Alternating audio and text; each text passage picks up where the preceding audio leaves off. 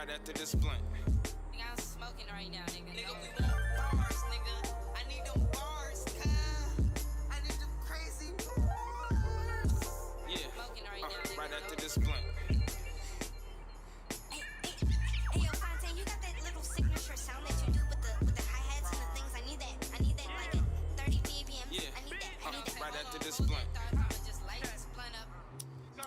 Judging but doing what my loved ones is doing. Like fuck it, I'm foolish. Put myself in it just to go through it. Now my life changed. God is more stresses up in the right brain. Conglomerate like dang, you still on the same thing. But I'm consistent just to get it, nigga. Listen, I figured that it'd be different if I kick it, cause my shit is fit. In my life I was a cold child. Most of you bitches having no style. Most of you niggas washed, I'm talking down. I'm talking down when I see you, you was talking foul. So when you see me in the streets, my nigga walk around. And if I see you on that bullshit, I'ma call it out. I don't remember the reason why we was falling out. Call it clout, call it fame, I don't care what you name it. Niggas is nameless, setting up payment arrangements. I need my chili right, y'all niggas silly. Like, if y'all don't feel me, I'ma still be tight. Catch me right after this blunt. My whole thing is to stay true, like, to what I do. And that's just like, whatever I get out of this is a plus. I'm already me.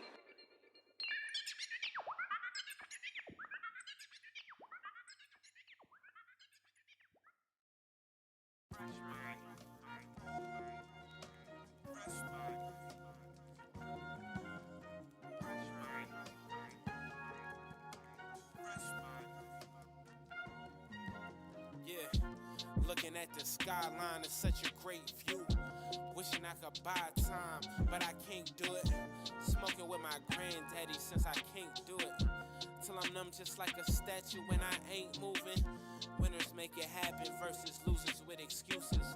Watch the movement on my watches, I am not losing. Manifested my material possessions. When my manhood was questioned, I had to teach your ass a lesson. I passed with flying colors every time that I was tested. It's diamonds in my cipher every time I'm in my section. My rivals want to decide if I could ride it through recession. But ain't no looking back, look at the time that I've invested.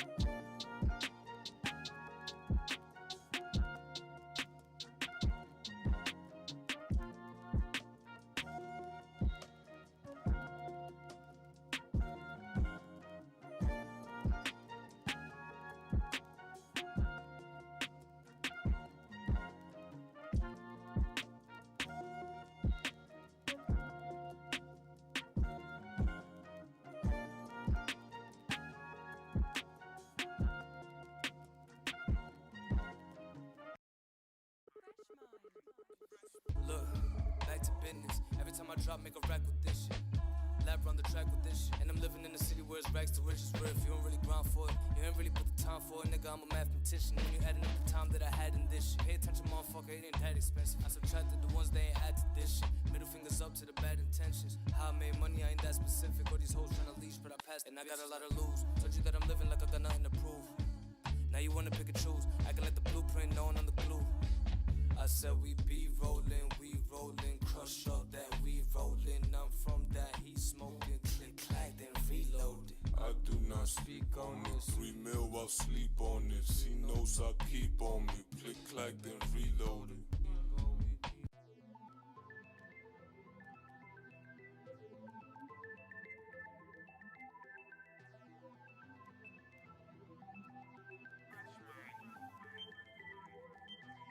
I need to go on a venture.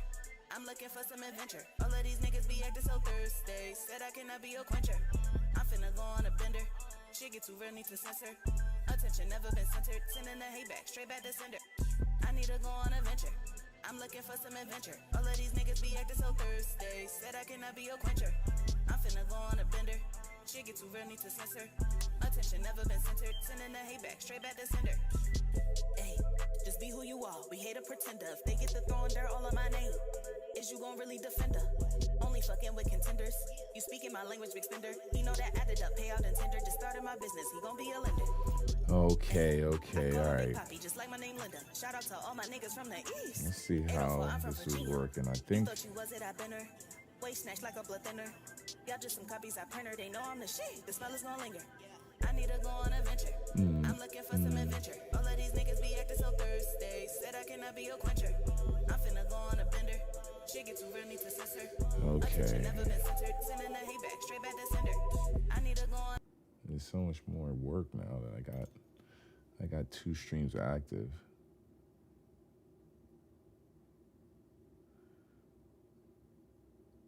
Where's the other one at? Oh, there we go. Now that I got 2 streams active now, I have...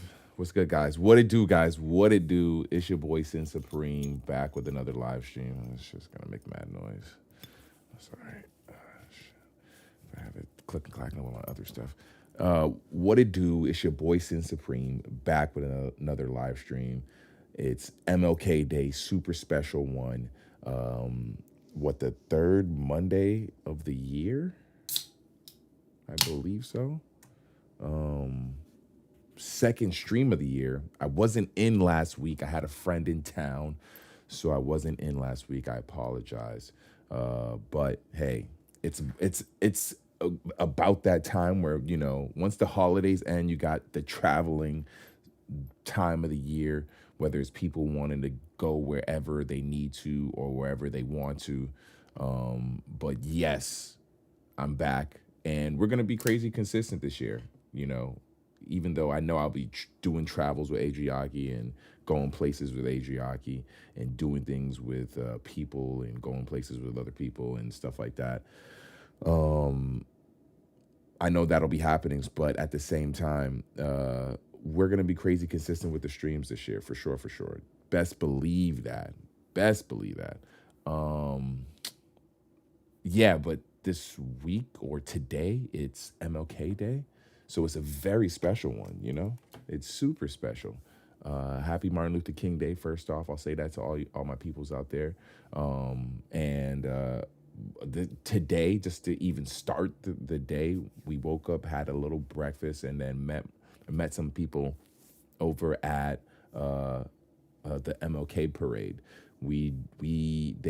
They said it's like, I believe it's like the 8th year that they've been having it in Los Angeles, or in that part of Los Angeles. I believe it's the 8th year. It was awesome. Got to see a lot of, you know, the culture, the people out there, the energy. And honestly, there's not that many parades you go to. I don't know when's the last time I've been. I'm trying to think the last parade I went to. And realistically, it might be the last time I went to the last Martin Luther King Day. There's not that many. Maybe on 4th of July, that might be a parade. Yeah, I think on the 4th. But outside of that, like, you know, maybe when I was younger, I felt like parades were something that I would hit up on a regular basis. But as an adult, I feel like I don't really hit parades like that on a regular basis. And you guys let me know, do y'all hit parades like that? I personally don't think I'd be hitting parades like that. I'm not sure, honestly. I can't remember how often. But, you know, parades and celebration of things and all that. Oh, you know what it is? I'll say this. Granted, I don't hit them up like that, but the last parade that be happening that people care about is when teams win championships. Realistically. That's what it really be, is when teams win championships. When teams win rings, when teams win big ones, that's when they really, the parades be going down. Outside of that, you don't really see no parades like that. But nah, this one was awesome. The energy, seeing people out. So the highlights of the parade. The parade itself was cool. The energy behind the parade was cool. All that was amazing. It being, you know, that vibe, that culture, that part of the culture, A lot of times when you go, you want a certain type of food. So we went there wanting some Caribbean food, and had a hard time getting it, honestly. It's always a hard time out here. I'm not going to lie, back home, back in Boston, back on the East Coast, getting Caribbean food was a lot easier. Out here in LA, it is not the easiest. At least in certain areas. Maybe in other areas, in this area where we were at, it just in the restaurant we had went to, we had ordered a plate, and our plate, me and Achiaki's plate, came out in a good amount of time. The homie T, and you're familiar with T, he's been on here. I ran a podcast with him for many years. His food took like almost an hour. It took like 45 minutes. It was crazy. And that was, we went to this spot because it was more of a restaurant style, because the only other spot that we saw that had Caribbean food was like a truck style that only like had beef patties. So it was restricted as far as the food that it was offering. And it was just like, you know, I was a little, I'm not gonna lie, I was a little surprised. Of course, they had everything else, which smelled amazing, from the barbecue to the everything else type foods. But finding the Caribbean food was a little hard. I'm not gonna lie, it was a little hard, and I was surprised with that. But outside of that, I'd say that's my only critique. But outside of that, the vendors all were lit. Finding like it was easy to find like smoothies and really tasty, natural, healthy drinks, things of that nature. That was no problem to find things of that nature. So that was, I got tagged in, I think, a post by someone who, see if we can find it, who we ended up going with as far as the drink choice that we ended up choosing. But nah, it was a pretty interesting day going there, having fun in that space with that kind of crowd. But of course,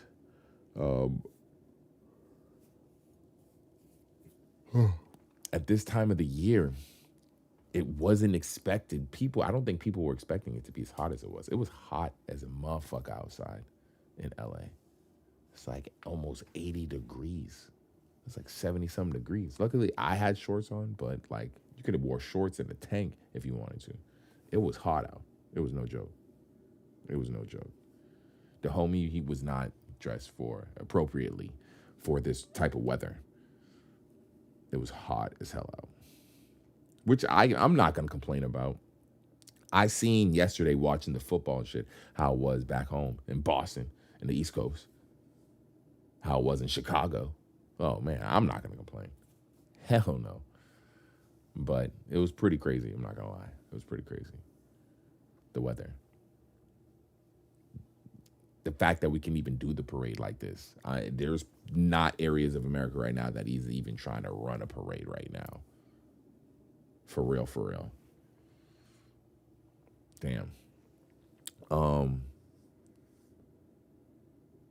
But yeah, shout out to Martin Luther King, everything he meant. Let me see if I can find.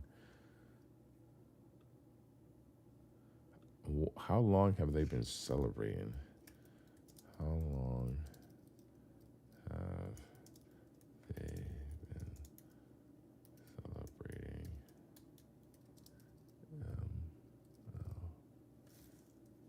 How long has this been going on?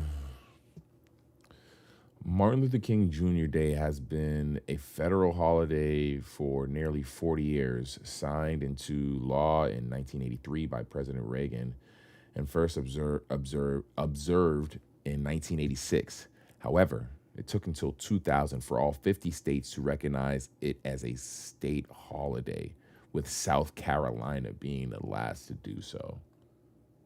Would you look at that? Would you look at that? It took till 2000 for all 50 states to recognize it. South Carolina was like, nah. Key milestones. 1968, Representative John Connors introduced the first bill for a federal holiday just days after King's assassination. Damn. 1983, President Reagan signed the bill creating the federal holiday. 1986, the first nationwide federal observance occurred. Okay. 1994, President Clinton signed legislation making it a day of service. Okay. And then 2000, all 50 states recognize it. Yeah. The creation of the holiday faced years of debate and opposition, with arguments focusing on cost and King's legacy, but activists persisted, leading to its eventual establishment. Damn.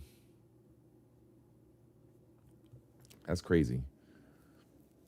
Like,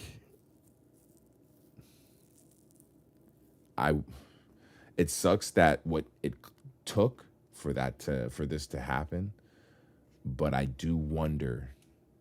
really do wonder if we'll ever see anything like this happen again, as far as the creation of a day because of, the tragedy happening to someone. Like, I do wonder when the last time a day was created, because I wonder when that was. Is that a thing? Let's see if chat would know that. Let's see.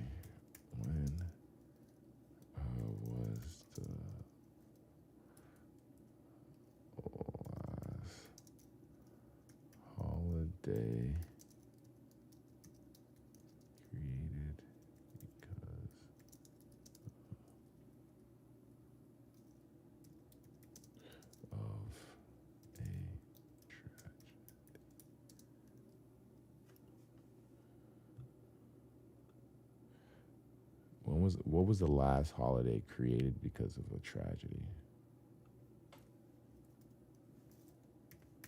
What was the last holiday created because of a tragedy? What was the last holiday created because of a tragedy?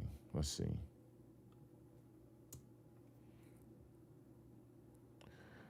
Juneteenth, National Independence Day, made a U.S. federal holiday in 2021, is widely considered the most recent holiday created as a result of a tragedy. What happened on June 19th, 1965, enslaved Black Americans in Gladstone, Texas, were finally informed of their freedom. Okay, so that's when the last bit of slaves were freed. That's what Juneteenth is. Let me see. What was the one before that?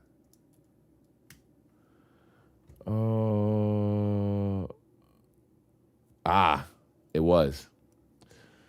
So that goes to show you how that's not something. I guess I don't want to say, maybe I don't know what to say, because there's been tragedies that have happened since, Martin Luther King Day, since Juneteenth. There have been tragedies that have happened, like 9/11.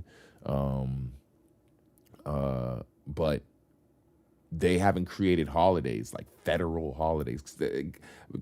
I only go to say this because of just clearly it's like a major, important, like crazy thing for this to be even done for a human being. Like the fact that, Martin Luther King legit has a day where people get off from work and things like that clearly is major in the fact that it even exists. Because like Juneteenth is extremely new. I don't know how recognized it is nationwide. I don't know how recognized Juneteenth is. Do they recognize Juneteenth in where you live? I don't know how recognized Juneteenth is. Juneteenth is the date is I think 19th of June. 19th of June. But it's relatively new. 2021 is when it started getting recognized. But prior to that, the only other one was Martin Luther King Day. So, and it's not because of the lack of tragedies that have happened in America, because the list is long as hell as far as the amount of tragedies that have happened out here. And that's, it sucks when you think about it. But at the same time, like, it's crazy how things get recognized like that. And I don't know. It's weird. It's extremely weird. Am I crazy? Am I crazy? I must be crazy. It must be crazy. I don't know. But, hey, Martin Luther King Day, I'm so glad it gets recognized. Like, the man did amazing things. And as far as his reach and his impact, it's, felt to this day. I do feel like if he didn't do what he was, put on this earth to do, there's definitely things that would be different in this world right now as we speak. So, but yeah, so happy Martin Luther King Day to everybody.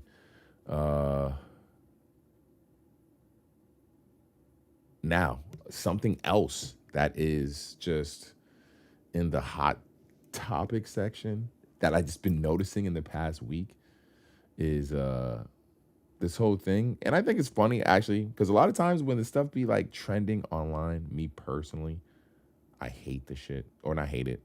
I just usually don't rock with it, or I'm just maybe I'm annoyed by it. I don't know what to say outside of sometimes most of the time I'm not the one who's rocking with it, the usual internet trend. But this thing of going back to 2016 or just looking back at 2016, I'm not going to lie, I'm not mad at. I look back at 2016 and it was some fun stuff going on in that time, that year of my life. I was outside then. I was enjoying life then. So I don't know, a lot of people might not have been. They might have been kids. They might have been teenagers in high school, middle school. So they might not have been like doing much. Me personally, I was outside. So when I'm looking back at 2016, I have a decent amount of photos. I have a decent memory of the life that I was living at the time. So yeah, I am enjoying this level of look back at 2016. It's fun for me. The other day when everyone was posting a photo from 2016, I was able to look back and be like, oh, okay, I looked relatively cool. I didn't look like a complete loser back in 2016, like some people did, unfortunately. I had a relatively decent amount of swag back in, I was doing, dude, I look back at 2016 and I was like, damn, I had the amount of preem that I had when I look back at some of that now, how much it goes for. I didn't resell any of that shit. I still am not much of a reseller. I was getting that shit to rock. I was a hype beast to the bone. I mean, relatively to the degree I still am, but at that time, that was when the channel was really just first thriving and getting off the ground, honestly. I was doing these live cops and showing people and getting a lot of this stuff and not really taking many L's. I was going to New York and actually waiting in line and camping in line and grabbing stuff. Like, shit was amazing. Shit was fun as hell. But But I will say,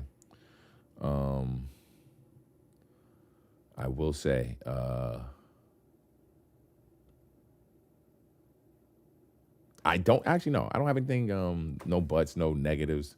It was fun. It was fun as hell. Honestly, it was fun as hell. I grabbed a ton of shit. I bought way. I'm not gonna say way too much. I bought a bunch of shit. I'll say this, but I wish I could have taken all that when I moved out here to LA. That's what I could say. Maybe a but of if I could put anything of a but in that is I wish I could have taken more of that stuff to LA.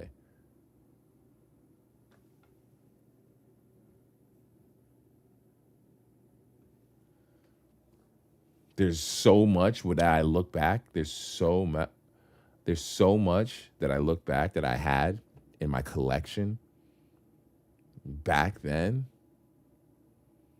that not even that I wish I could have kept it to sell it or anything. I wish I could have kept it to wear. There's so much that I was like, that I hadn't worn. Because me, I sit on so many items. I chill on so many items and wear them like maybe a year from now or 2 years from now. I have so much stuff in my collection that I haven't worn that I don't get to sell, but I just hadn't worn it yet. And when I was moving to Los Angeles, I wish I had just maybe went about moving with stuff better, maybe packed it up. Because I just, whatever I couldn't just pack up or fit, I just sold it. I just got rid of it. And it was just like annoying to just look back on a lot of that stuff, how much they sell it for now. And a lot of that stuff they sell it for isn't even ridiculous prices. It's just more than what I would want to pay for it. In reality, it's just way more than what I would want to pay for it. But yeah, when I look back at 2016, oh my gosh. The hype, I left to LA. I came to move to LA the end of 2017 is when I moved to LA. So 2016 was a crazy year. Yeah, the pre-market was insane back then, but the thing about the pre-market back in 2016, which I loved about it, is that it was affordable. Like most other markets back then, it was affordable. Yeah, if you took a L on something, if you had an item or whatever, it'd only be like maybe 100 or so on top. Like, let's see if we can find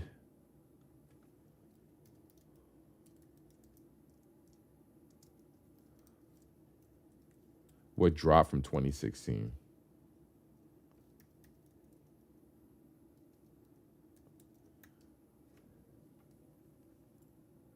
Supreme Fall Winter 2016. Holy shit.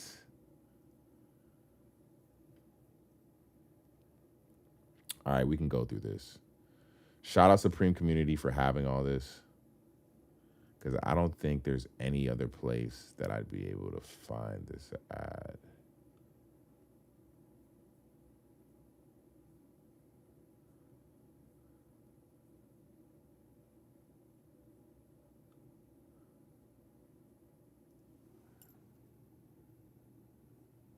I don't think.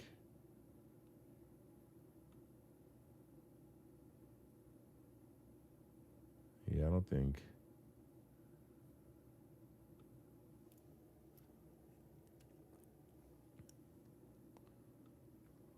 I don't think there's any other place I'd be able to find this at.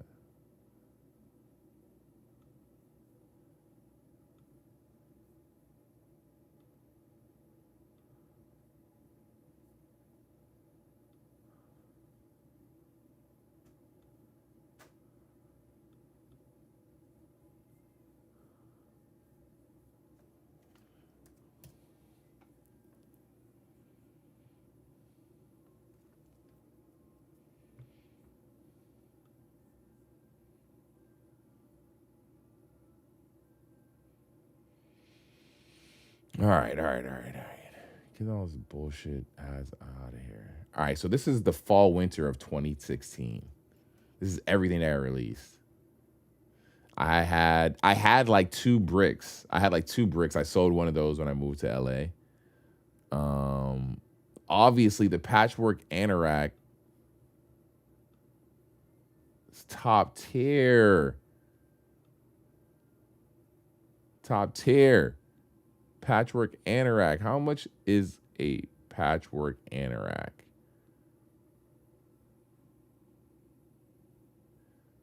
Oh man, that shit is beautiful.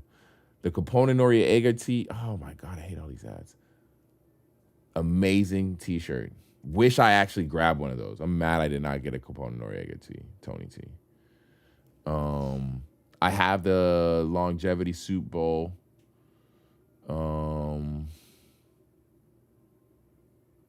Silver ID bracelet. I wish I grabbed one of those, honestly. Did like that. Oh, this BO Play speaker. I did like this. I think it was just too expensive. I think it was just crazy expensive. I did like that, though. That speaker was fucking sexy. The Rose Sherpa fleece. I just wish my swag was a little more developed. At the time, I just didn't love it, which is crazy. I know. Oh, my homie left his shoebox. I just didn't love it. I just wasn't really into fleeces yet to that degree. But I love the colors. But yeah. Oh, man, this thing is beautiful. I wonder how much this goes for now.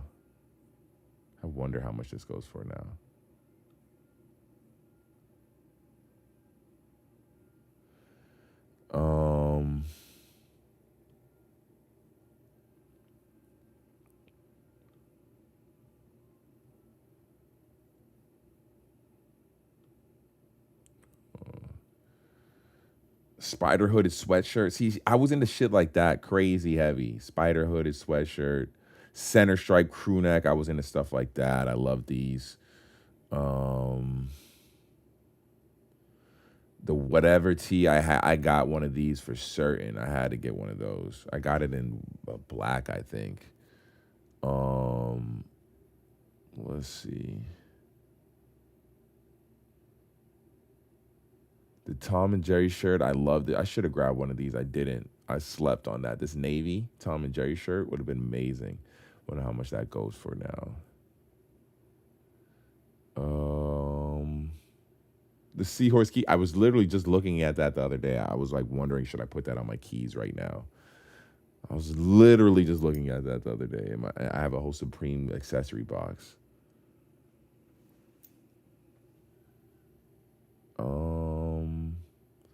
The patchwork pants are fire, dude.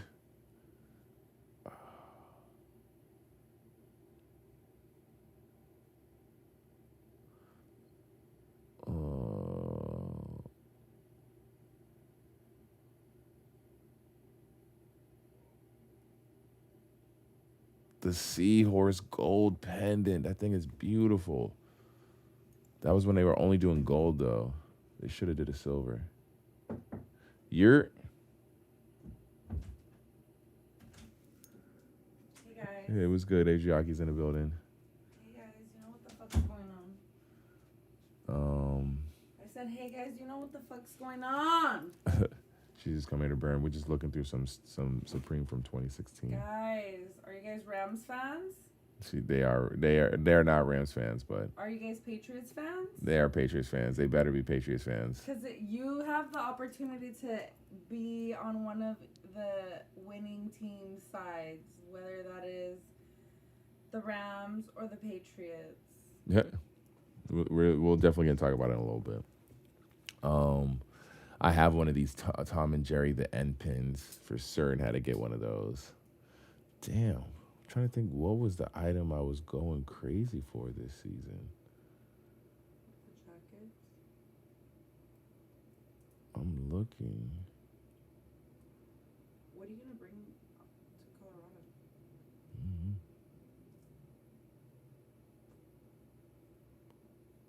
Oh damn, these flannels are beautiful. from Like 2016. those cardigans, those button-up cardigans, I think would look good on this. It's all 2016. Oh. Oh, it's not? This is all 2016. Oh, I got this shirt. This woodland. Oh, yeah, you do have that. Oh, I know what you're doing.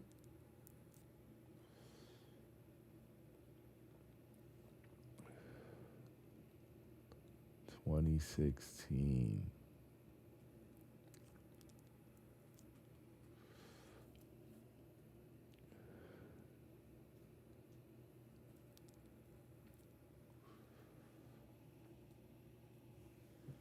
Damn.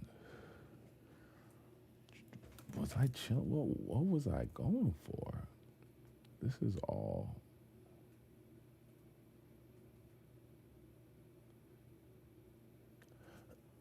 And usually you would think the fall winter season would be the crazy shit. Damn.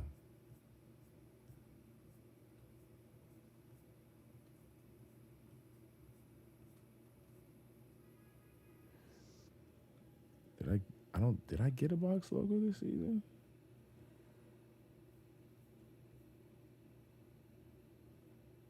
Oh no, I think I took a L. Yeah, I probably did.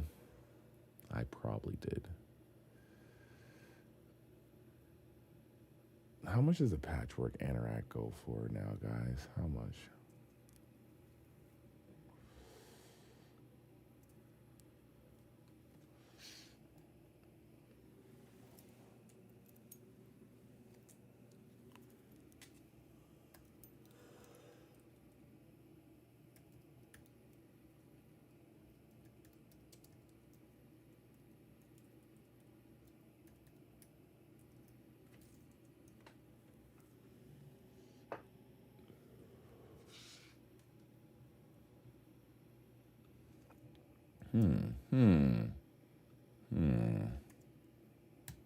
What do you guys think?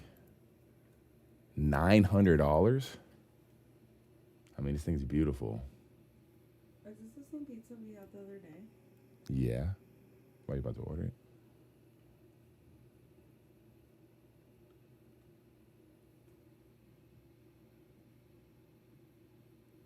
$900 with size. Size large? No, I need an extra large. Oh yeah, no, you're paying close to $2,000. I mean, close to $1,500.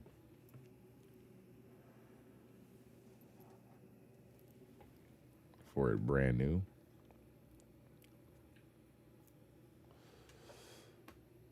Oh yeah, this thing's beautiful. This thing is beautiful.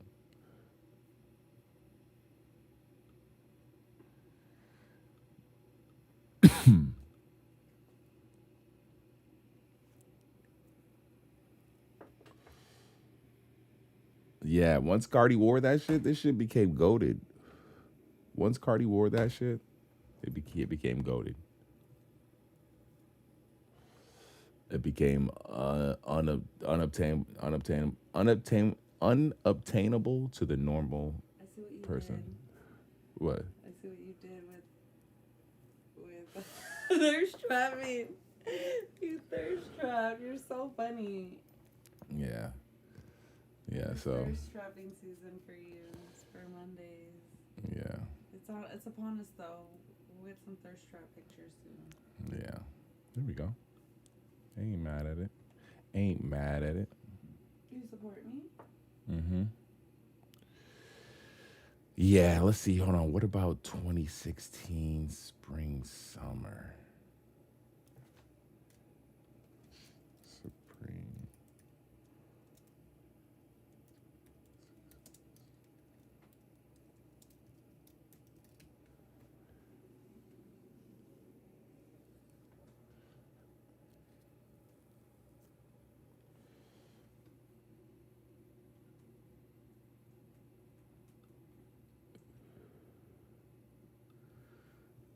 Spring summer was crazy.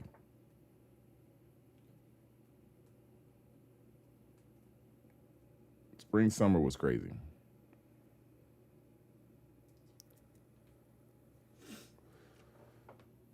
this basketball, the heavy bag, the Morrissey tee, classic tee for certain. Even though bad people don't know who this nigga is.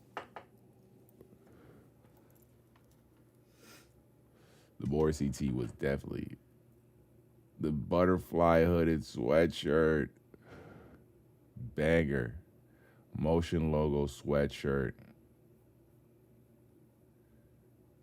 Spring summer was fire.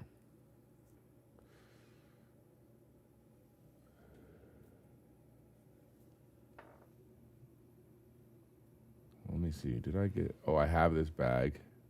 For certain. I have this gold one.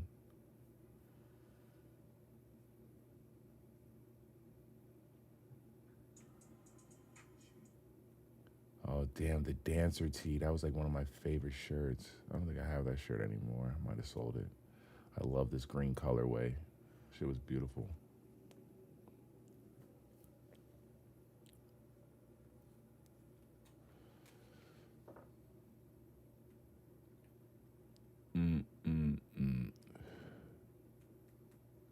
The leopard faux fur coat. Let's see what else. I remember these fucking frisbees.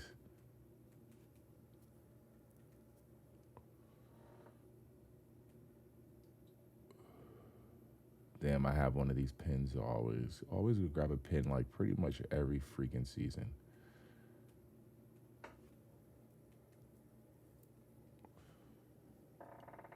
Oh, literally the Zulu top.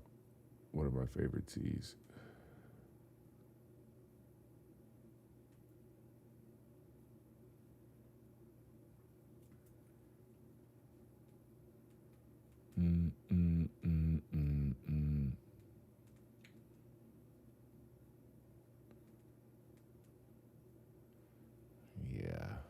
Yeah. Oh, well.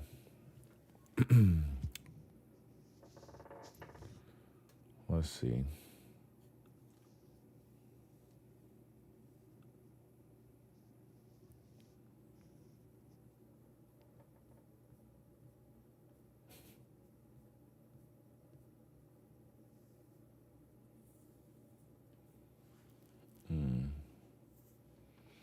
Yeah, I don't mind the little kickback to 2016. 2016 was a cool time period. Oh, the year of that t-shirt. The Morrissey tee? Yeah. It was the Morrissey tee year. Yeah. I remember what a time to be alive. I think I stood What in a line time with to my be friend alive. for my homegirl so she could get one. Hey, people stood in line for t-shirts. I stood in line for the homegirl. People stood in line. So she could make her bag. There we go.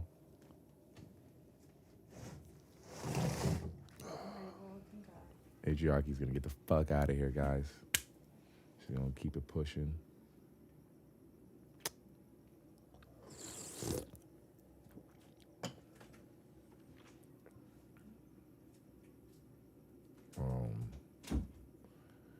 Yeah, what are we on to next?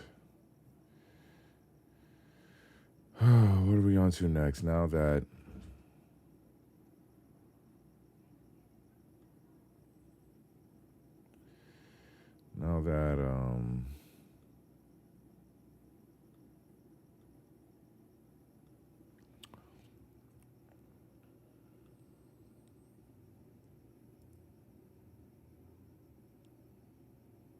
DB17s? Oh, man.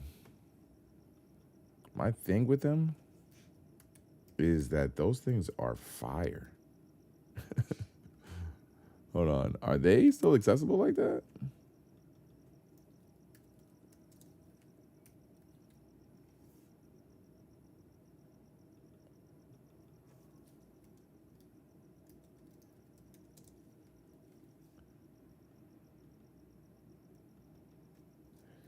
Jordan 17 DB.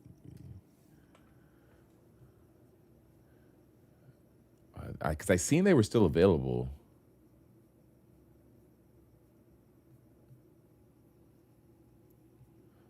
Okay, maybe that was just an employee store. They were still available. These shits is fire.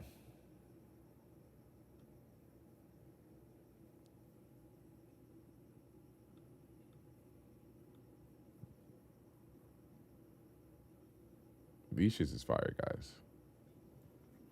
I fuck with these.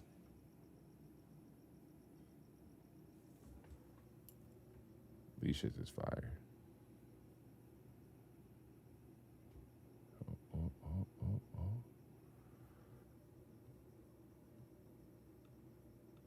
And the outsole glows. The outsole glows, which is always fun when you have that on a shoe. I just wonder how it'll overall affect the overall age of the shoe.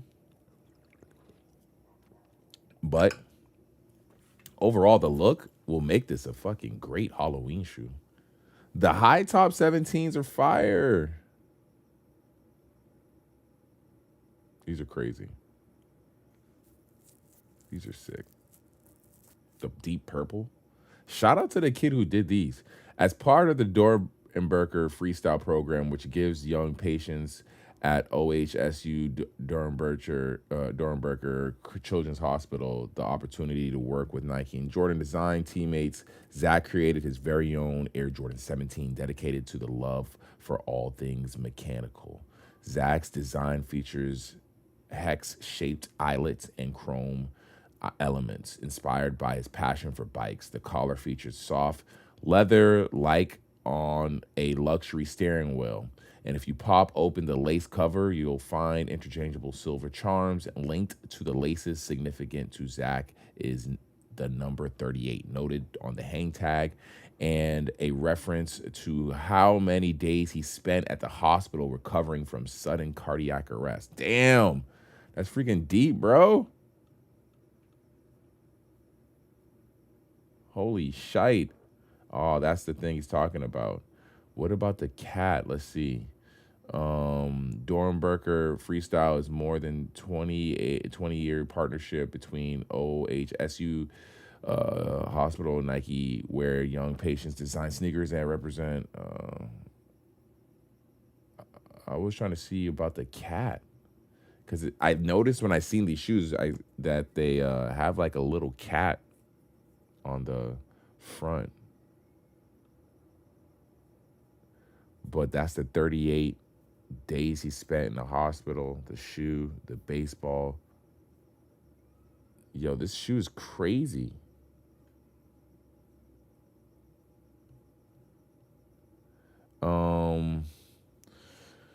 Let's see. Is active, especially bikes and cars. He poured his love into things mechanical, bolts and eyelets and chrome. It's like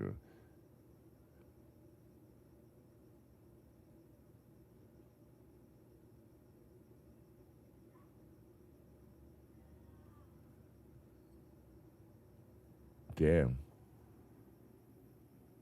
Nah, they're really nice in hand. They're really nice. Me personally, that's the only thing, is how do you wear them? Do you wear them with the lace cover or not? Me personally, I might wear them with the lace cover. That's the only thing, is do you wear them with the lace cover or not? That's literally the only thing I wonder. Do you wear them with the lace cover or not? Or nah? I wonder if that means anything different.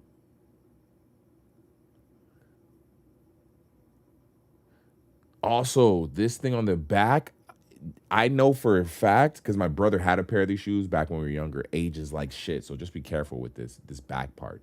That shit will peel off.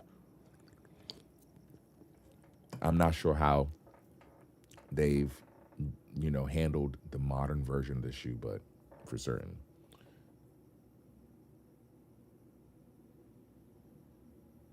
These shits is fire, though.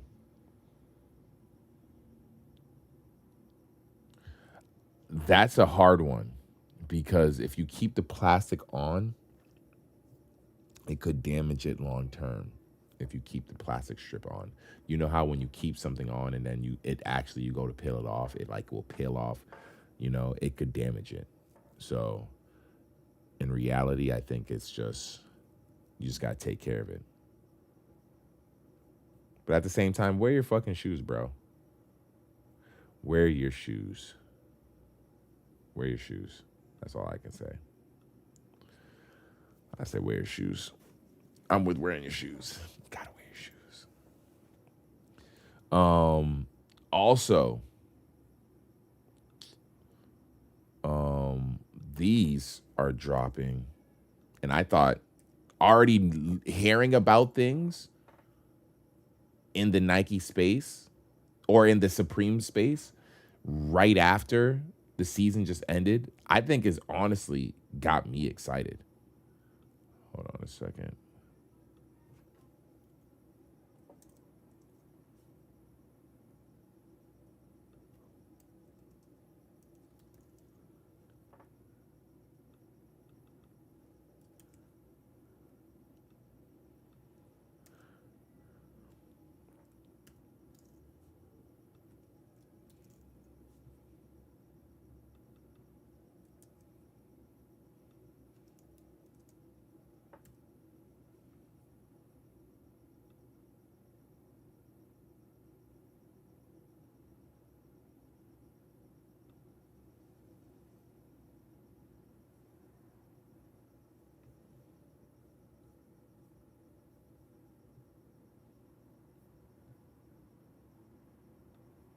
These right here.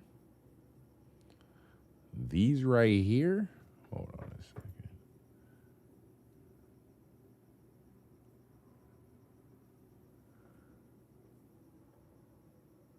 These right here. Hold on a second. Whoops.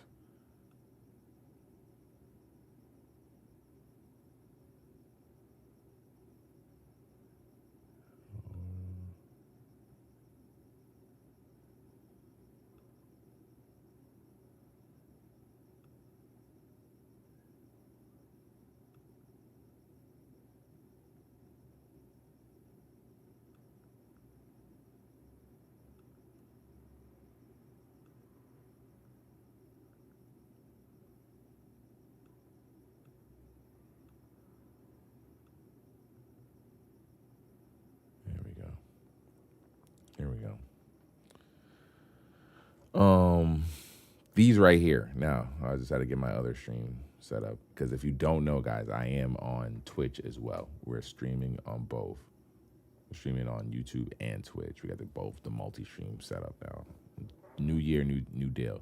But the first look at the Supreme Nike SB Air Max CB 94. Yo, this name, the name for these shoes is so horrible. The name for these shoes is so horrible.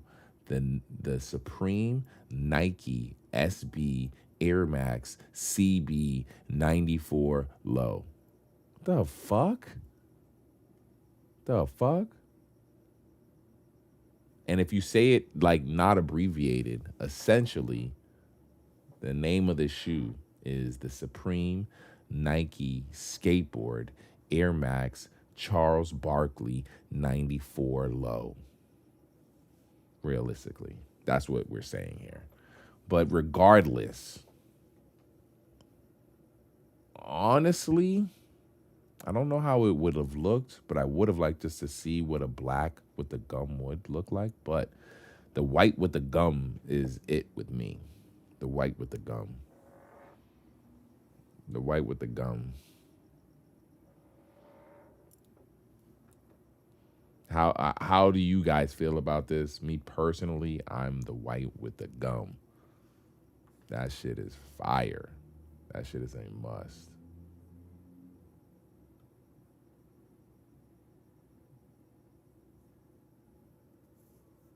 That shit is a must.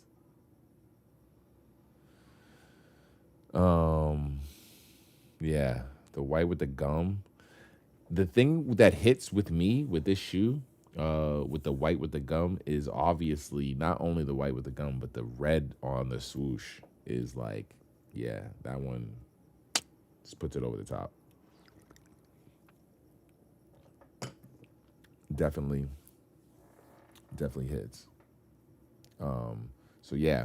Also, just in general, regardless of the SB and the Supreme collab, the low Barclays in general, to me, look like a really fire shoe. I like that redesign. I'm not sure if am I missing? Did they do that before? 94. Okay, they have done that before. Oh, with the purple joint. Oh, damn! I'm surprised I missed this. Not a lot of sizes, but they did it in the purple, the black and purple, the original. But yeah, I do like the low for certain. The highs are cool, a great shoe, classic, but you know, in this modern era, you know, you simply just a lot going on with the high, so it is what it is. But yeah, definitely excited for this shoe. Or not even that I'm gonna get this shoe, but it does have me excited for the season. Like, come on now, guys. This got me amped for the fucking season. The season got me lit. It got me, shit like this got me excited for what's to come in the season. Now, I'm not sure if this is out.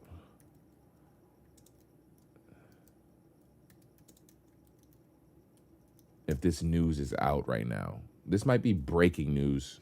It might not be breaking news. And even when I got the news, I've had this news for a while, so I haven't even said anything. But the way it was told to me was so casual that I imagine it's not like exclusive news.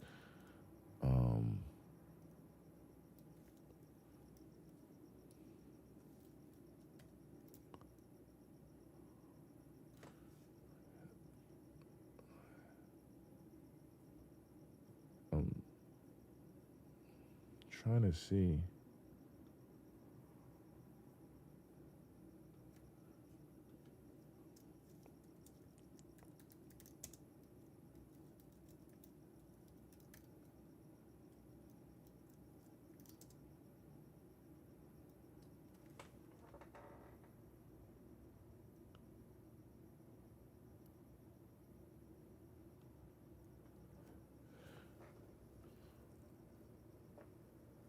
All right, so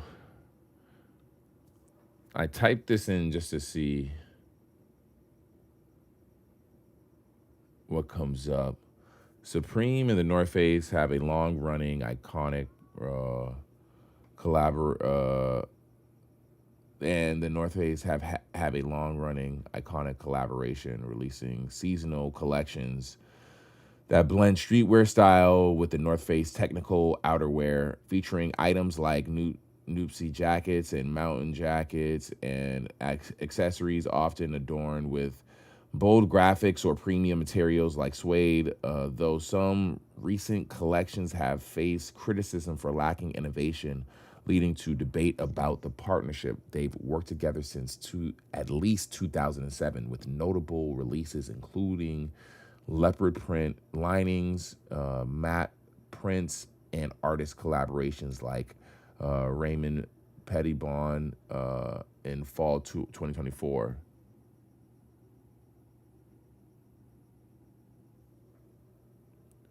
But after 17 years, some rumors suggest the partnership might be ending or slowing down. Reimagine classic Noopsy. All right.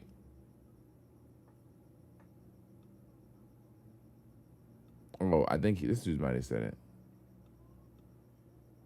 Sweet baby Jesus, because that collab was getting more repetitive than sneaker shopping. Change is good for all of us. But enough of all that. I'm Bima, and you're in the Collab Lab. Today, let's talk about why this split is good for Supreme, like when Lil Wayne left the Hot Boys. Look, they got stuck in a rut. It was getting so boring, I'm surprised we didn't see these joints on the racks at Ross. But that Leopard Nupsy was a moment though. Now look, I know getting back outside after a breakup can be a little bit scary, but there's a lot of talent out there, Supreme. Arc'teryx over there looking thick. And maybe 10 years from now, Supreme and the North Face will reunite like Lil Wayne and the Hot Boys at Louisiana Fest. And I would argue that that moment was better for Lil Wayne than performing at the Super Bowl. Now, collab cousins, let's debate. Was this collab washed or should they have kept cooking?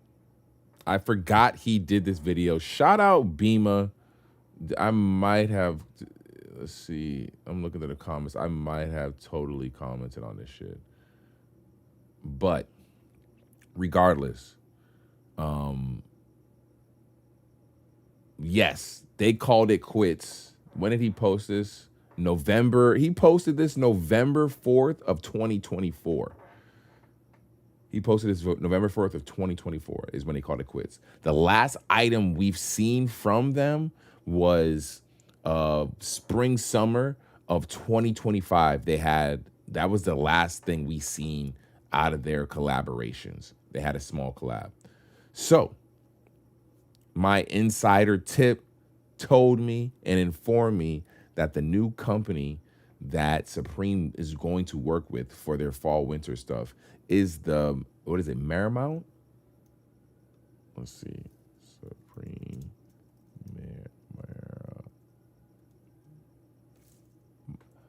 Marymount? How do you say that? Marymount? Let's see. Marymount? Let's see. Search. Let's see. Language. Speech. Merrimack. Merrimack? Oh, Merrimack. Merrimack. Merrimack. Merrimack. Merrimack. See, North Face was so much easier, but Merrimack is their new company that they're working with. This is the new company that they're doing collabs with. This is the new company that they're doing stuff with as far as fall, winter, I guess spring, summer items. Yeah, this is the new company that they're working with, which is really cool. As far as the start of it, at least. I grabbed something as soon as I seen what they were doing. I grabbed something as soon as I seen what they were doing. The first collab, I got something out of it, and I love it. It's one of my favorite items out of that winter.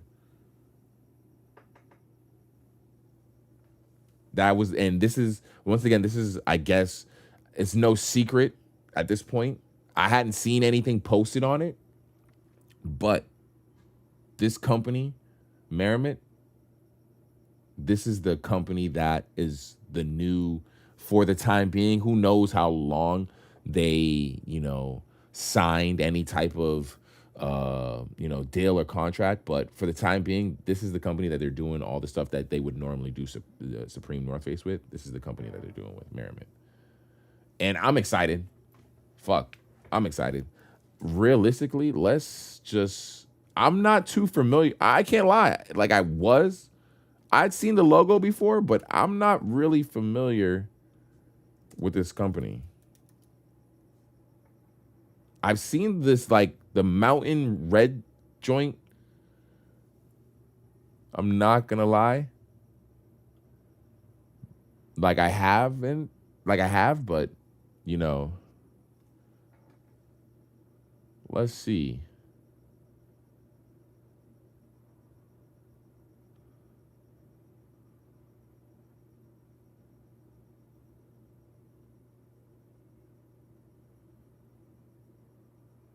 I'm interested to see. Hold on. So the jacket is crazy. Let's see. Insulated puffer, Parker's, vest, fleece, rainwear. Did y'all hear that Supreme and the North Face are breaking up? Thank you, sweet baby Jesus, because that collab was getting more. Yeah, see, we need something like this. This is what we need. Or at least I do. From this company, these two working together. Because, you know, me living in LA, the rain jackets is always the space that I'm in. Because that's only, and yeah, their rain jackets, they got the Gore-Tex joints. We'll see what they do for this spring, summer.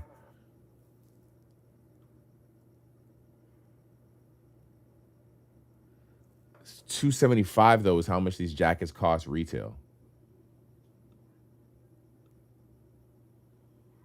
But I do love the shape and the cut of them, I'm not going to lie. Holy shite. Oh, man. Oh, man. What is Supreme about to do with these guys? What is Supreme about to do with these guys? And they did the shirt with the hands. Is that did that sell? Do people like that shirt?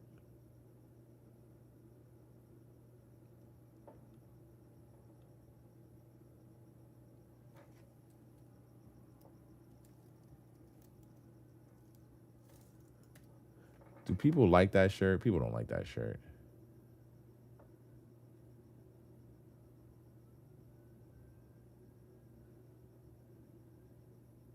People don't like that shirt. There's no way people like that shirt. I like the shirt, but there's no way people like that shirt. And the jacket was so straightforward, though. The black one. Yeah, the Skull Pile is my favorite. I love this fucking fleece. One of my favorite pickups of this past season. But yeah, that was my breaking, if you want to consider it breaking news of this past season. From this past season.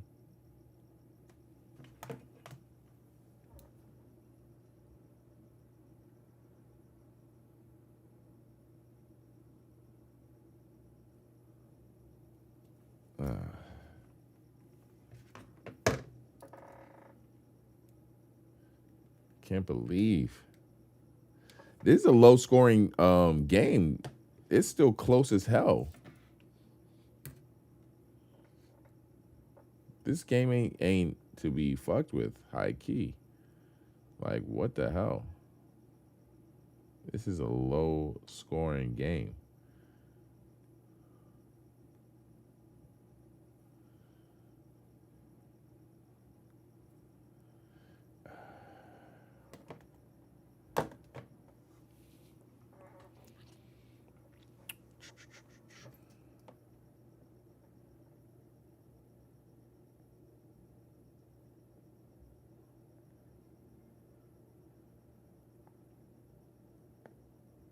There we go.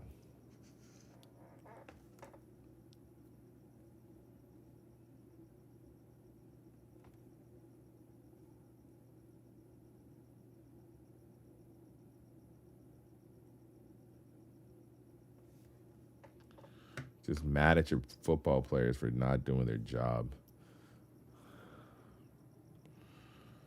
All right.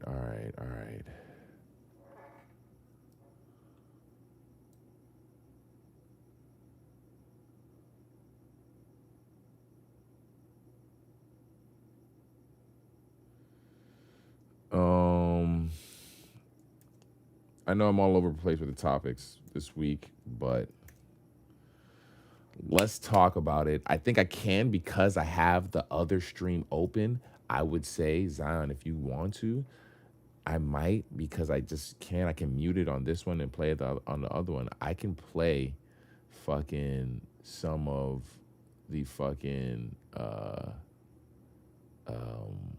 ASAP album, because I can stream it on fucking Twitch. I can't do it on I can't do it on YouTube. So if you want to listen to my favorite songs, I'm gonna tell you the ASAP album. Let me just bring up some art or some shit just so you can.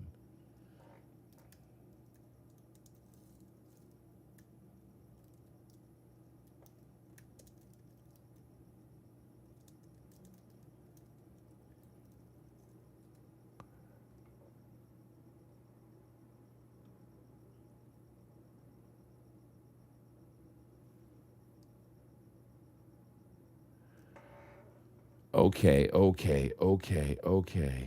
Here we go.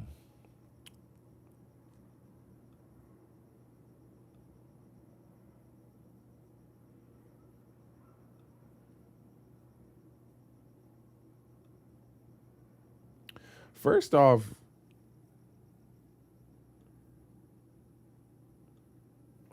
shout out to ASAP for the fucking artwork and all that shit. I love that. Getting Tim Burton too. Bro got Tim Burton to do the artwork for his album. Like, what the hell?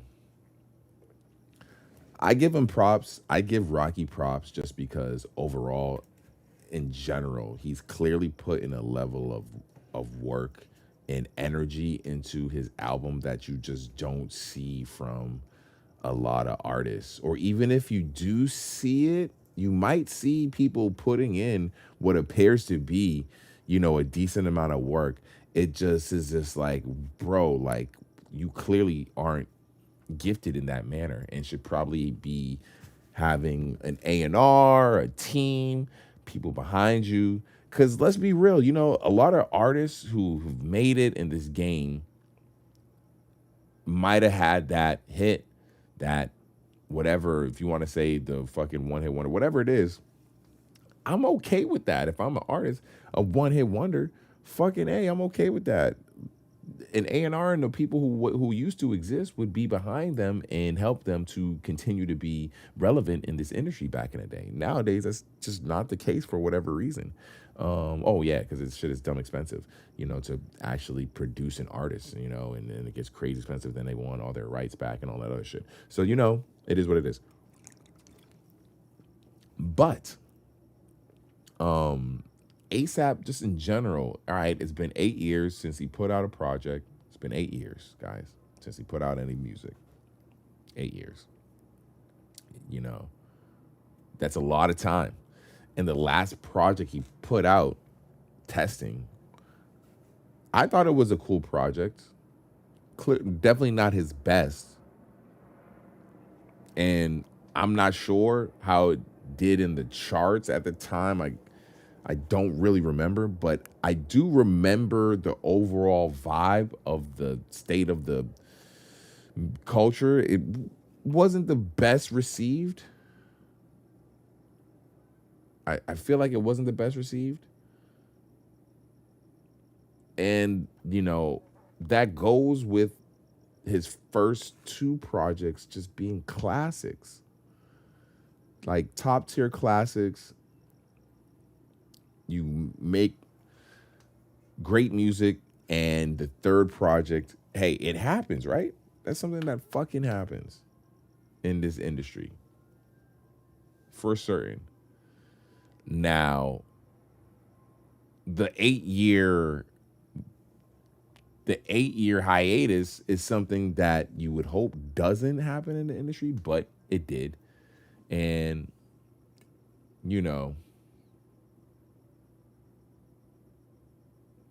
it did. But, hey, what's good? It happened, but it sucks. But at the same time, I'm happy with the project. All right, so let's go. Me personally, I'm going to get into my favorite songs off of it. First off, the singles that came out, fucking A1. I fuck with the singles that came off of it. So let's just play that. And I like to, even though they're placed where they are on the album, which we'll talk about when we get to them on the album, but just in general, let me mute the Mac audio on here. Oh no, will it mute it on there? Hold on.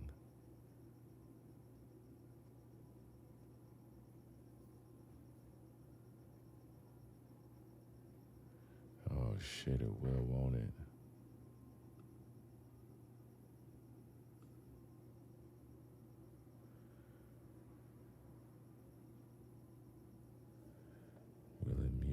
there? I think it will.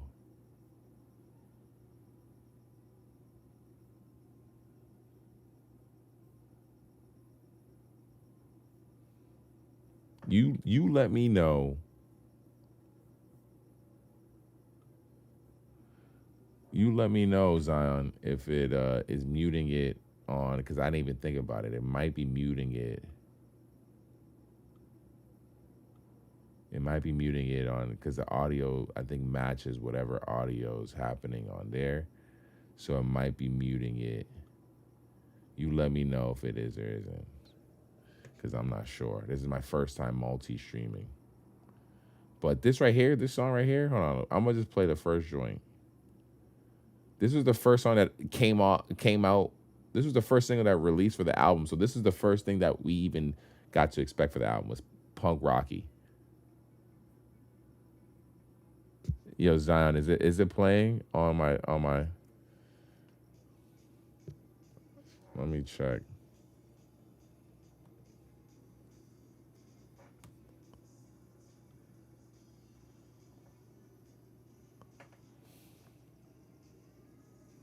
Is it playing the audio or nah?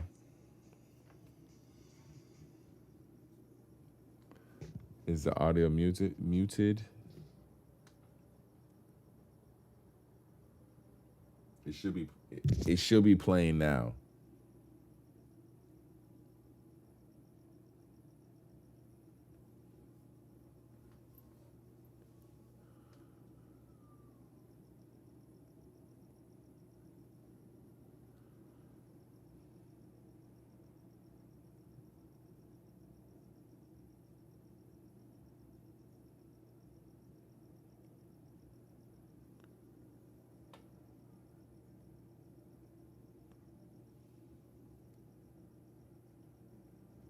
Nah, I guess not. Maybe not. Nah, I guess.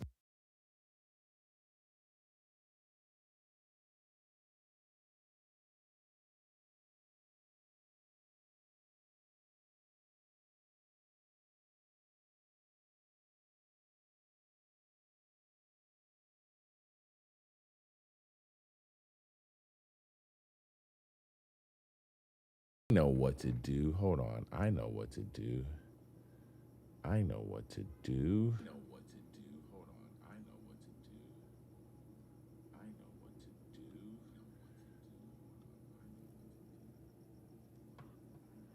do. Oh, give me a second. Give me a second. Give me a second.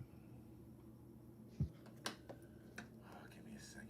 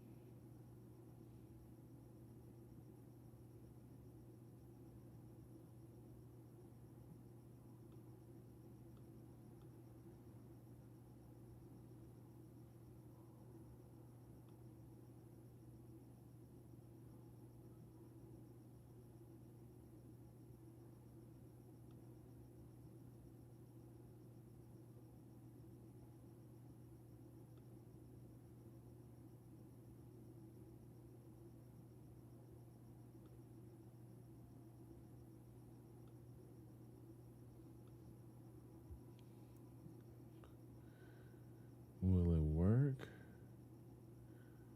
I wonder, will it work? Let's play our audio and just see.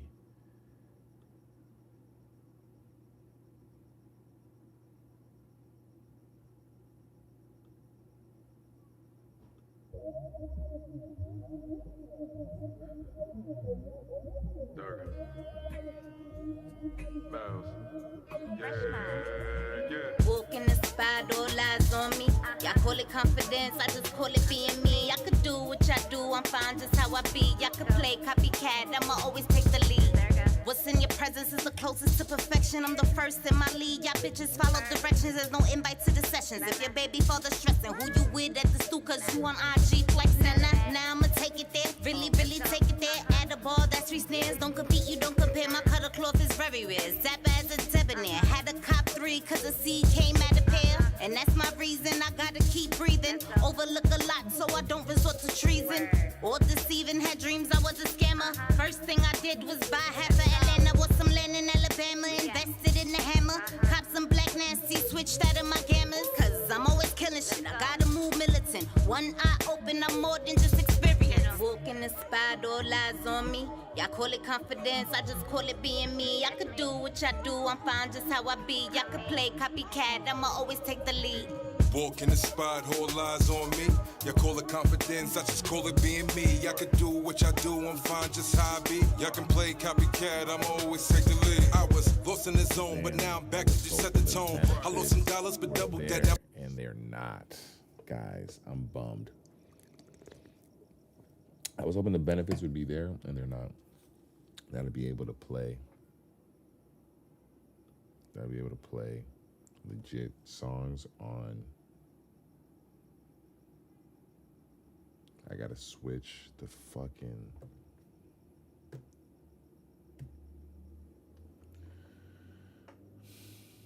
Or can I?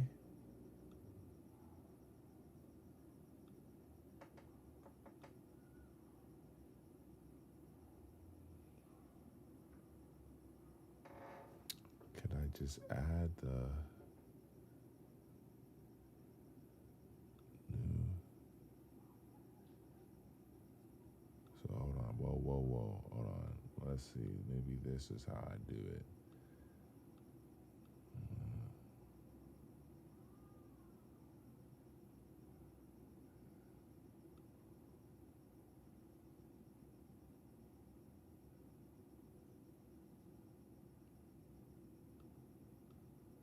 All right, hold on. Maybe this is how I do it. Maybe this is how I do it.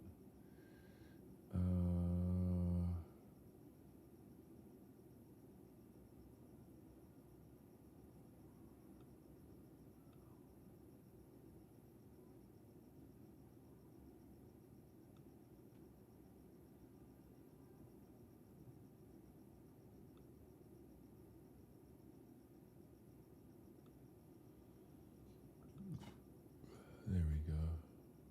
All right, there we go.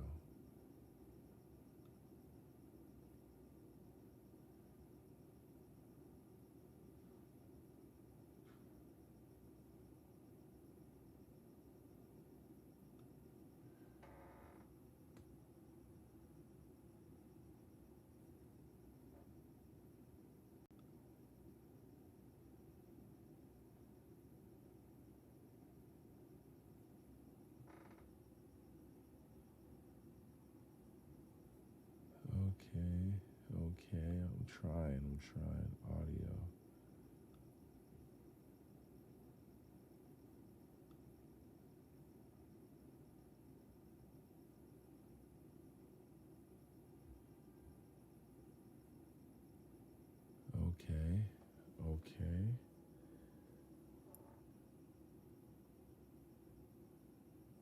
Okay.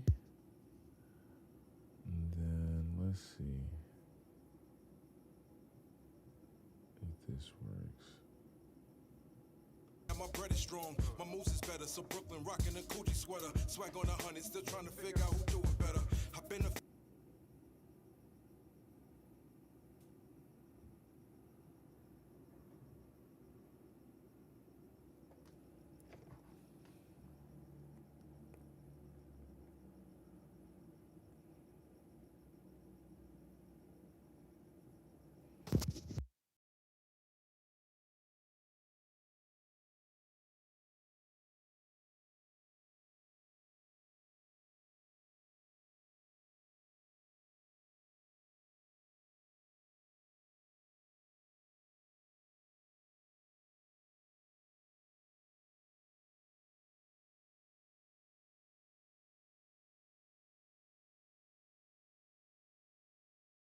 I be. Y'all could play copycat, I'ma always take the lead.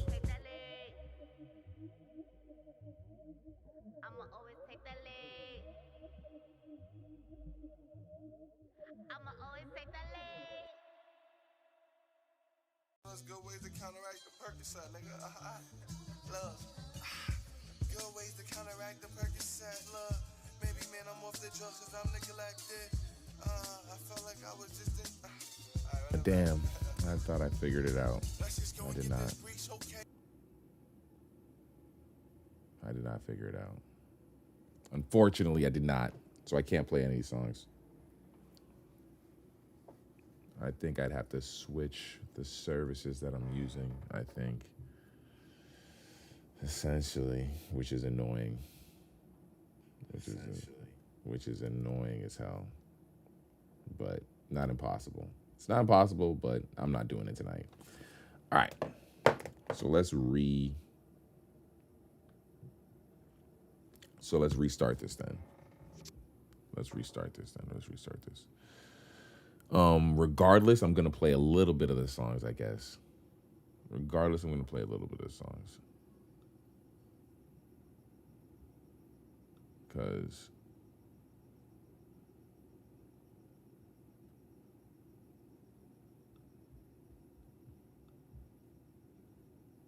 I can get like 10 seconds off of each, right? I can get a couple seconds off of each, right? So.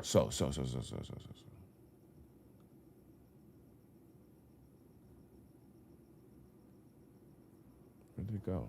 ASAP Rocky.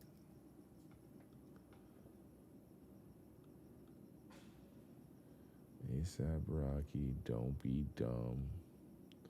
All right, so first off, I'm gonna just go off of just saying, just like, yo, how crazy was it? How crazy was it of him to release this as the first single, Punk Rocky, for the album? This right here caught me off guard. Mind you, this is an album that we've been waiting for 8 years for him to release, right? And the first single he chooses to release was this. Like, for real, bro? I love this fucking song.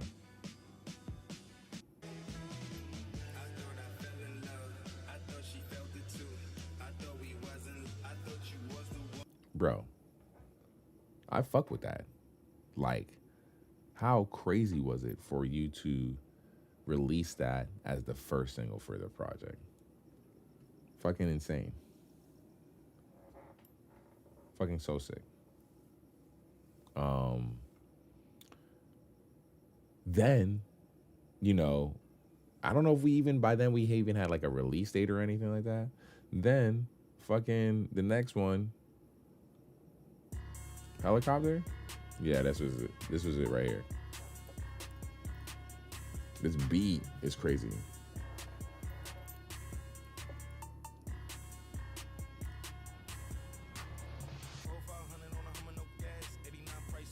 Yeah, for real.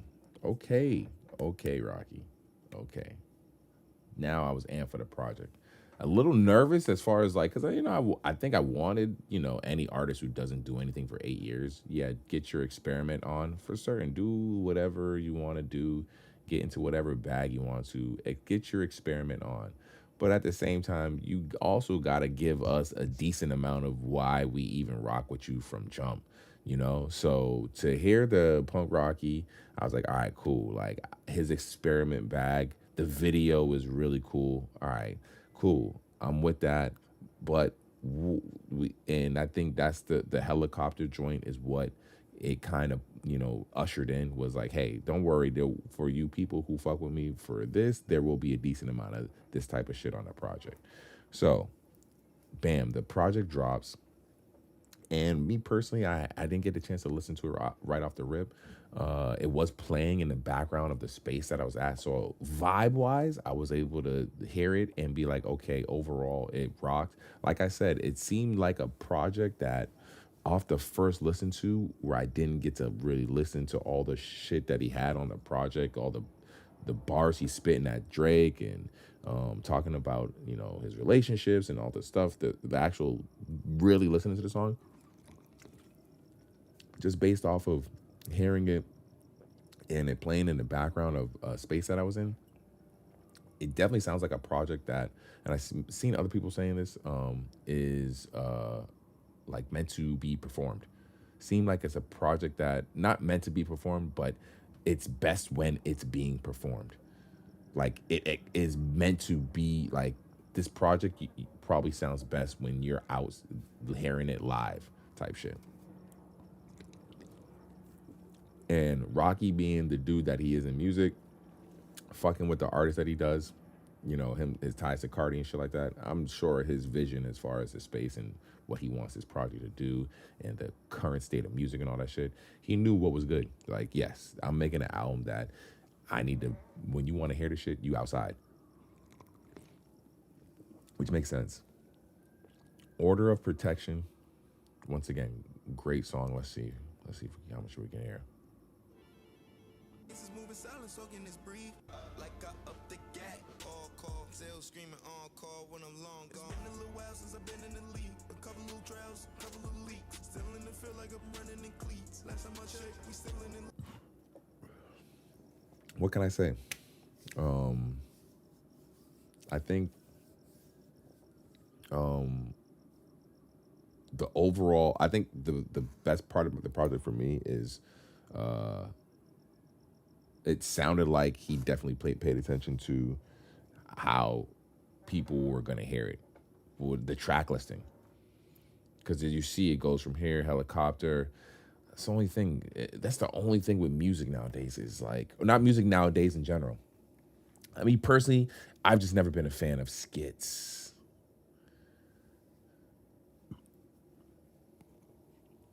I would like it if there was a way to release the album without this. You release the album and then the album without skits.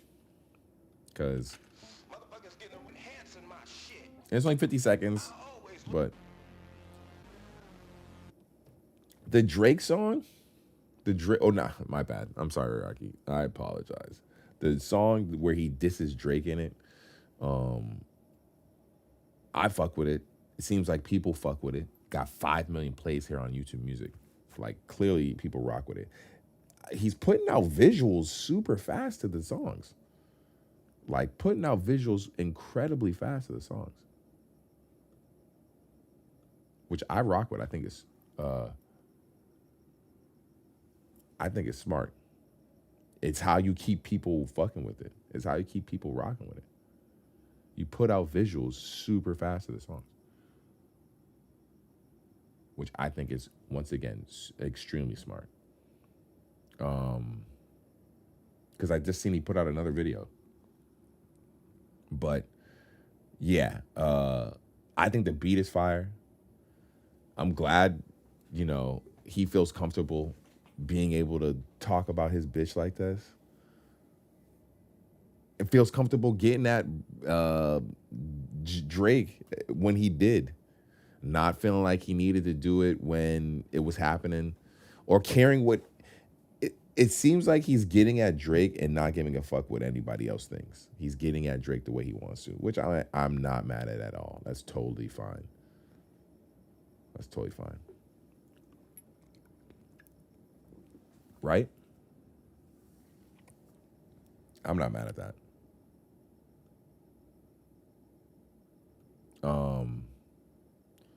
First you stole your flow. First you stole my flow. Then I stole your bitch. Making bars that people are going to be able to say live.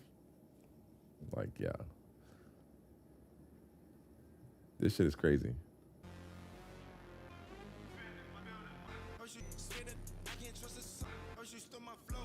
Then I stole your bitch.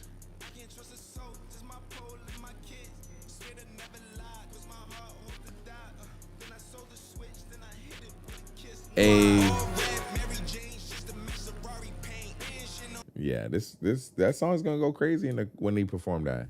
Everyone's gonna know it when he do it. Pull up at whatever festival or whatever concert. Yo, this is gonna go crazy.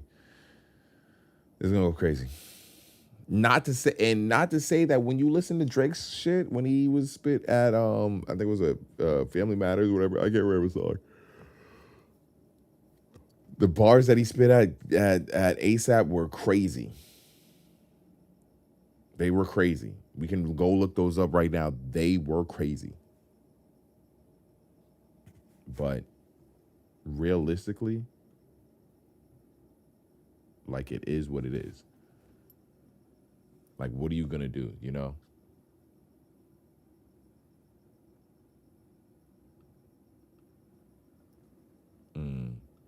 Yeah. Then we had Stay Here for Life. I love this song. I love the vibes of this song. The vibes of this song are crazy. The feature's crazy. I think it's Brent Faiyaz on the song. I can't tell. I don't hate.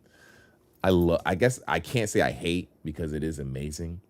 I wish Rocky spit on this part of the song, but there's no rapping on this part of the song. And it's at the end of the song, the beat flips, but it makes me love this song more because it ends amazingly. But at the end of the song, Stay Here for Life, the beat flips into something so amazing.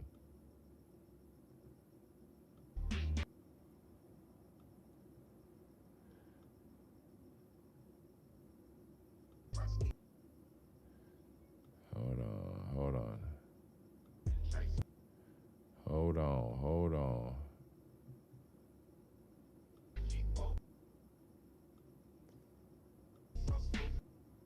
I didn't realize it was this long. See how long it is? All right. So around 3:53. 3:53, guys. The beat switches. Are y'all aware of this? Do you know this? Are you guys aware of this? Are you guys aware of this as it happens? The beat switches at 3:53 on this fucking song.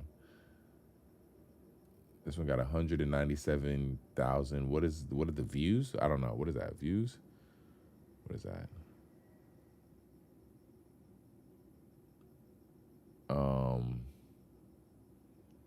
But regardless, we'll see what happens here. But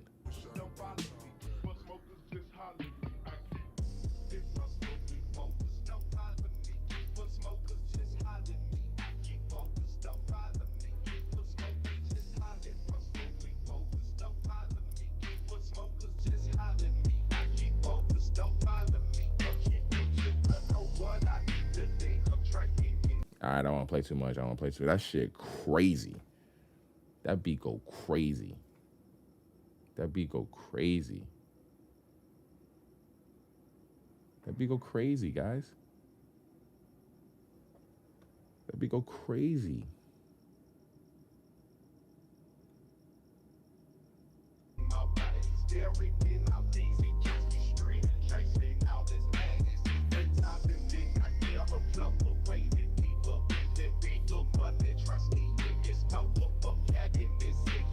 Yo, Rocky would have killed that beat. Why didn't he rap on that shit?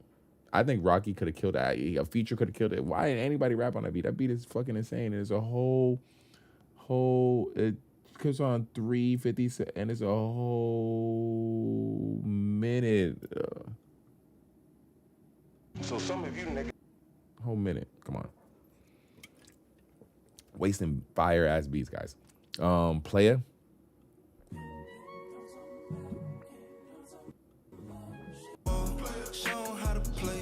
This song's fire.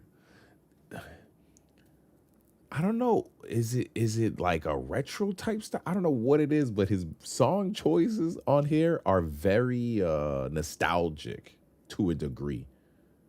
The bounce on his songs, the bop on his songs, I guess maybe it's nostalgic. I don't know what it is. But when you listen to the song, come on now. You hear this? You hear it on the song.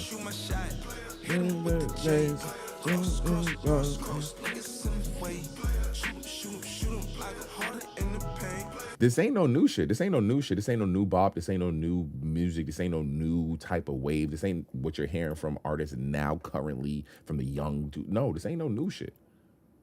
It definitely has a very nostalgic type bop to it. It's fucking crazy. I know I'm not crazy, guys. I know I'm not crazy. But this song is fucking fire. Fuck with this one as well. Then we have No Trespassing. Niggas talking reckless, must be out his mind. See, I'm not fucking crazy. You hear this? This is like some.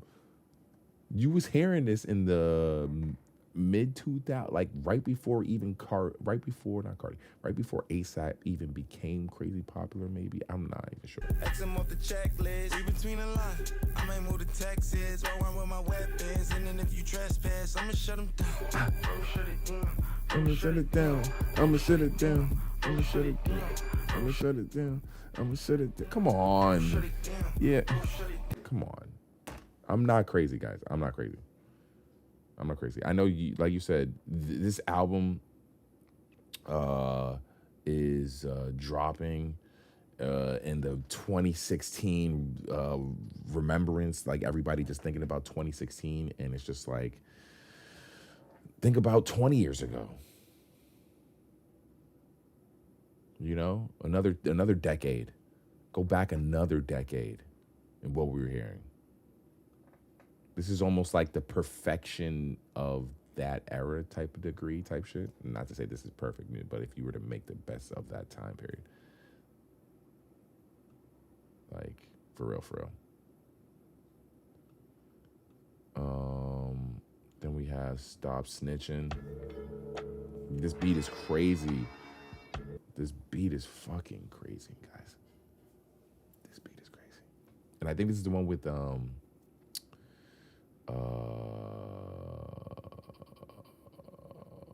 Tyler.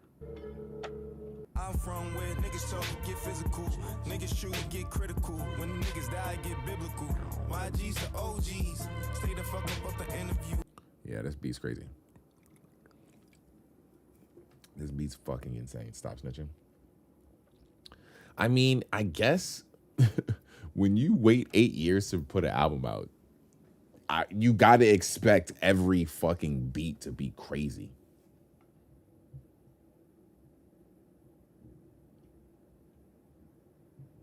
Whoa. When you put an album out, it's been like 8 years. Your beats got it. There can't be any room for any mid beats. There can't be any room for any mid beats it's been 8 years. The Stop Snitching beat is fucking crazy. Shut the fuck up.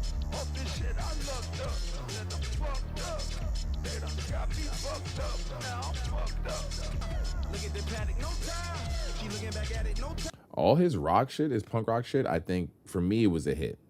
Like I fuck with pretty much all punk rock shit off of the album. The Shut the Fuck Up shit was hard. I do wonder. I think that'll go live. Then he had Punk Rocky. Then the Air Force. Yeah. Drive it like it's stolen, pulling off. Fuck the world, nigga living for the law. Nigga showing out, I'm going up. Yeah, the flip on this. And then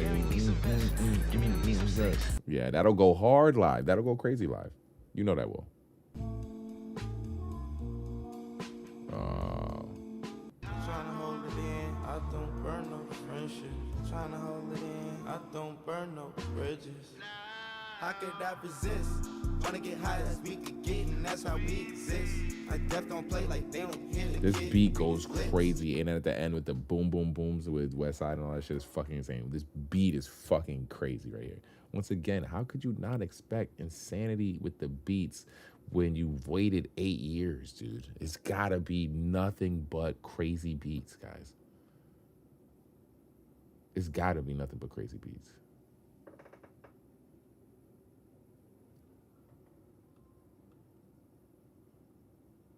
Like, for real, this beat is fucking crazy. Robbery. Superstar jazz man, no guitar. Is this the one? No, this isn't it.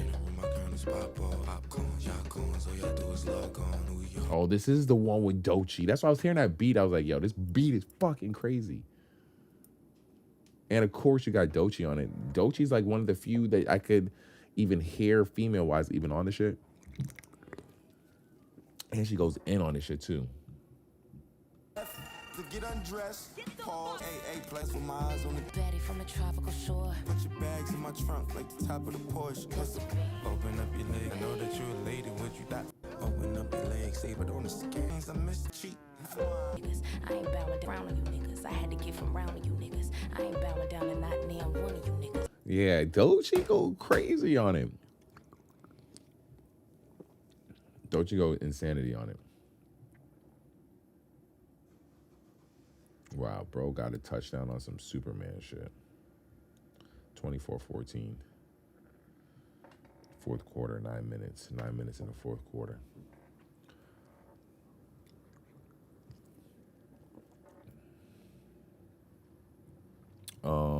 Then we got Don't Be Dumb, Trip Baby. I think he just released a visual for this song too today. All my friends and Yeah, he just released a visual for the song today too. He did. And it's beautiful. And this video's crazy because it's all animated. He got Tim Burton to do a whole visual for this dude. How crazy is that? You got Tim Burton doing a whole visual for you. How crazy is that? You got Tim Burton doing the whole visual. That's fucking insanity. So crazy. And the song's cool as hell. Yeah. It's crazy. The end.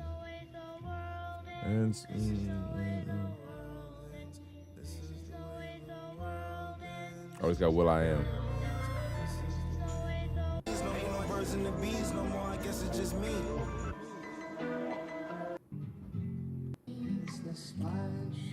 I'll say the end of it, he was definitely on his artsy, his artistic shit. This right here, you know, I didn't really get too much from this one. This one right here, Swat Team was fire.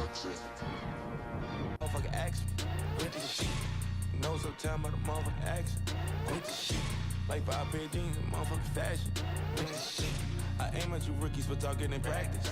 But all the locking and clapping, I'm Amazon drop over. Yeah, this one's fire. This one's fire.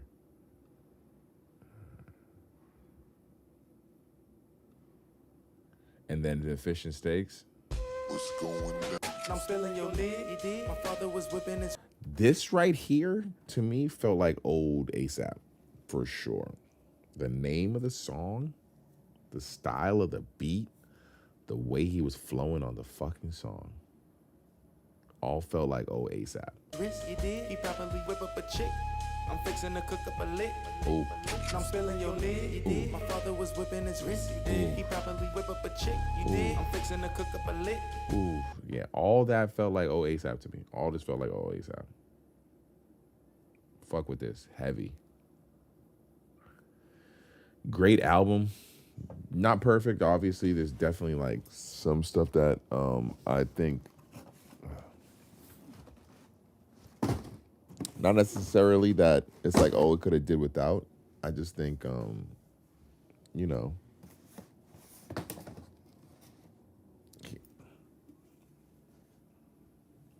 it just made me feel like if he had released more music from in between this time, this album could be perfect by now. He could be releasing perfect albums by now. If he had released at least one more project, got one more off where, you know, he really just got the kinks out of the, you know what I'm saying? Because he's clearly in a Rocky's clearly in a creative bag where he just don't want to do rap. That's clearly what he's in as far as his space when it comes to music. And it's just like, yo, I don't think anything's wrong with that. I don't think anybody who really fucks with Rocky would really judge him for even wanting to do more than just rap. But I think with that, you wanting to do that, definitely to me, I feel like means that you gotta, you know, test the waters a little more, release a little more music, because it helps get you comfortable in that space, helps get you prepared to what is going to come with releasing that, also makes you better at that in that space. So that's the only thing I wish, you know, he had done in between this, in the middle of this 8 years, is just release more music, you know? Because Rocky's that dude for sure. I've always fucked with him. And granted, Testing wasn't my favorite, but it had songs in there that I fuck with. But this album right here, this shit right here, fuck. Every song is almost every song is a banger.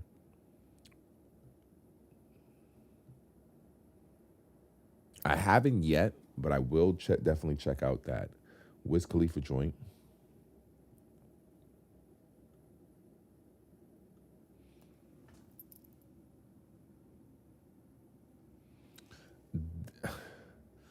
The way you got to think about it, dude. The reason why they treat the Rocky the way they do is because when he was think about who his peers were when he was on the come up. It was Kendrick Lamar and Drake. Meek Mill. So because of that, the culture itself, the internet aspect of the culture is extremely negative for the most part. It's just going to always be that. So you're never really going to see love for too many people on the internet to that degree. But when it comes to ASAP, yeah, people might treat him like that. You might see people treat him like that on the internet. Once again, for any artist, look how people treat him in person, guys. They love that man. Look at how he's still doing festivals. Still headlining festivals. I'll say that. Headlining not just doing festivals. He's the main act. People want to wait around to see him all day type shit. Like, that's valid. So, and at the end of the day, it was a great project. I've been listening to it. Anytime I get in the car with Adriaki, we put it on. We've been putting it on. So, 'tis what it is, ladies and gents. 'Tis what it is, ladies and gents. It is what it is, ladies and gents. It is what it is.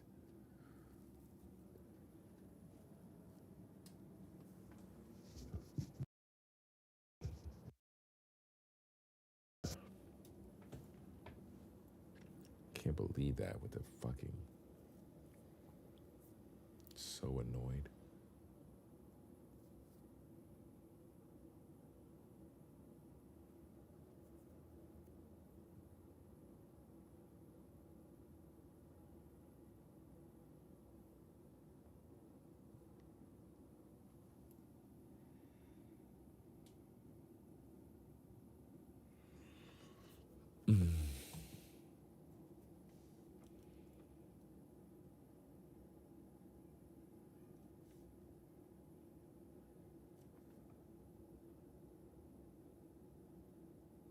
Damn, they scored again. They can't stop him from scoring. Holy shite. This game is crazy. Football is crazy. Football is crazy. All right. So we got our ASAP album review in. I guess just recent movies. I'll just do recent movie reviews. Movies you should watch.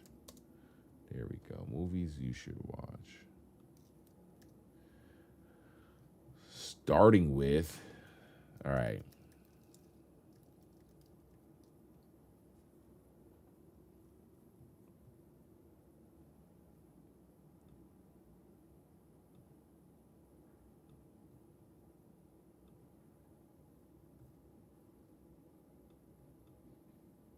I'm not gonna lie, this Marty Supreme movie is pretty good. It's pretty good. At first, I'm someone who was going into it like, yo, this can't be that good. It's definitely not better than Sinners. I still don't think it's better than Sinners, but it is pretty good. I can't lie. I can't lie. Now, I don't understand the hype over the clothing. I understand the hype over the clothing, how they got the clothing to get hyped, but I don't understand the hype over the clothing, like why people give two fucks over that clothing, honestly.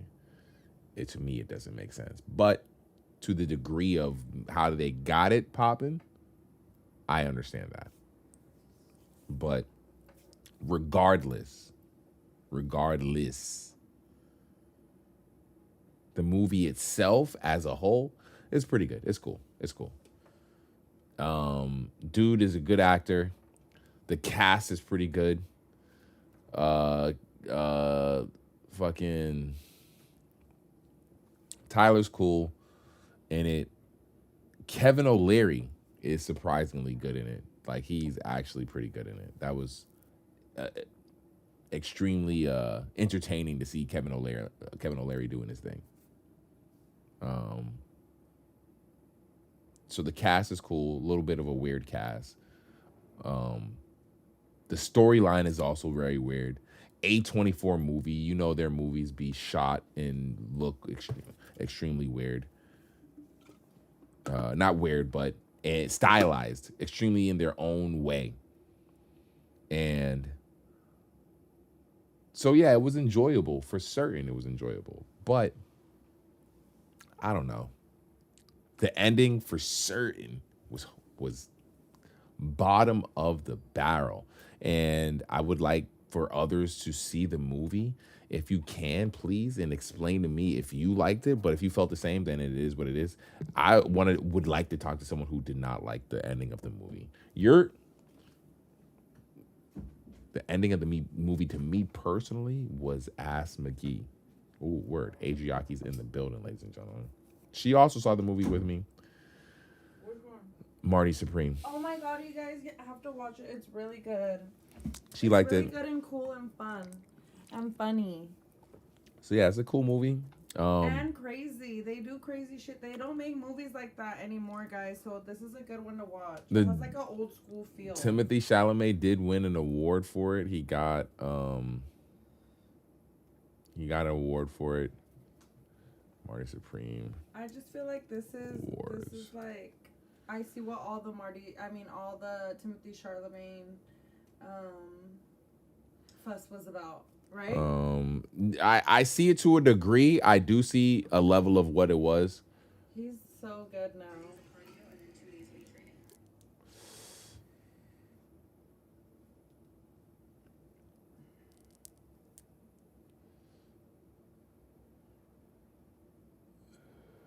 Damn, it's been cleaning up in awards. Okay. In the Golden Globes, that was the other day.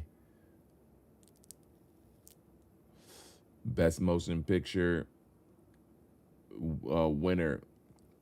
Best Male Performance in an Actor in a Motion Picture, Musical, or Comedy. It's been cleaning up in the awards. I wonder what it's gonna do with the Oscars.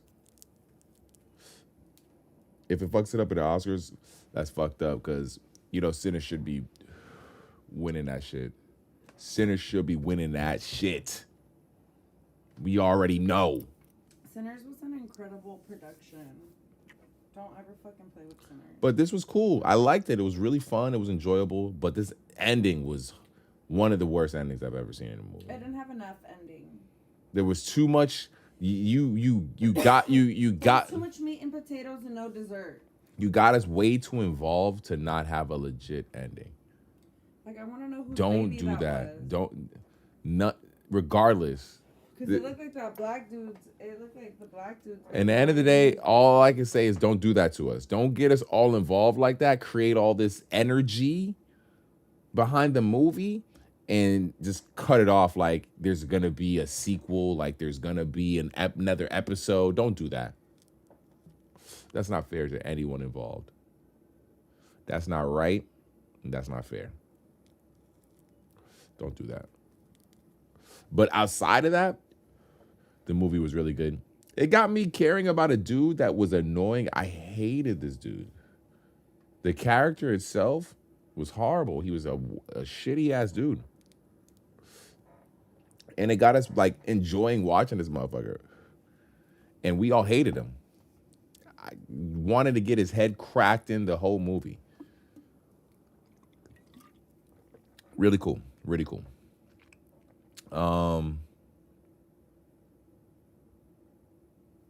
Next up.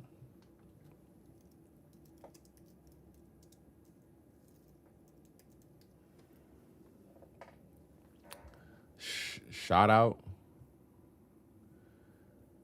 Matt Damon. Shout out Ben Affleck.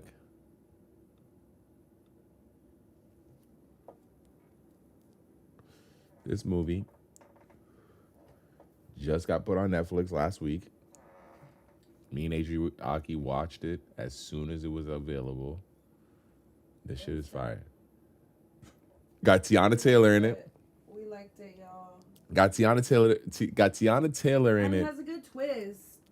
It has a really good twist in the midst of the drama and the tea.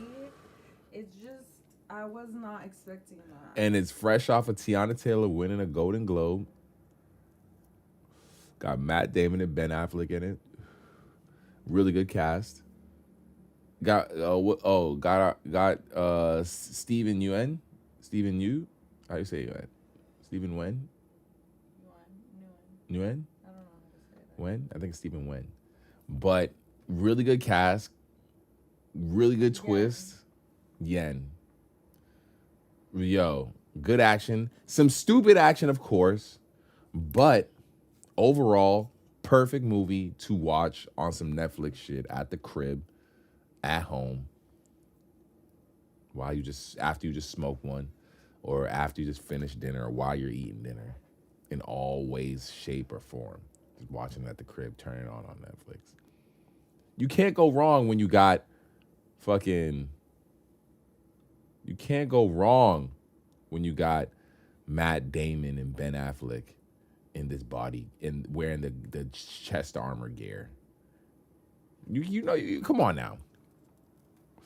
You can't go wrong when you got Matt Damon and Ben Affleck wearing the police armor gear. Like, you can't ask for more than that. You know you on one. You know you about to win. You know it's a winner. You know it's a winner when you got that shit. Come on now. Great movie. Highly recommended. Super enjoyable. Shout out to, and like literally the 16th of January, the year's already off to a great start. We already got that movie. Then we have, hold on. What's the dude's name? Hold on. What's the dude's name?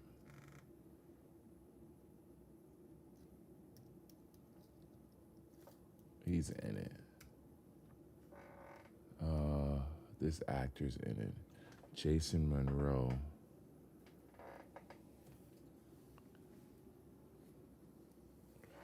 I know he's in it.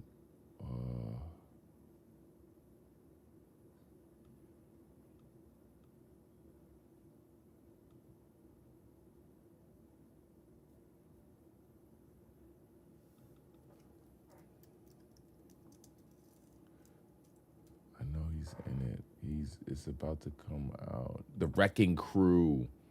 And this is about to come out on Amazon? What is this coming out? The 28th of January. On Amazon Prime. How crazy is that? These streaming services are not holding back.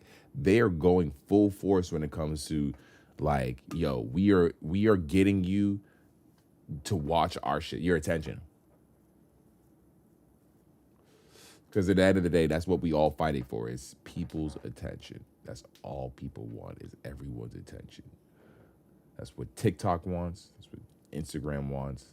That's what Facebook wants. That's what Netflix wants. That's what Paramount wants. That's what the movie theaters wants. That's what Disney wants. The Disney streaming, the Disney park. They all want your goddamn attention.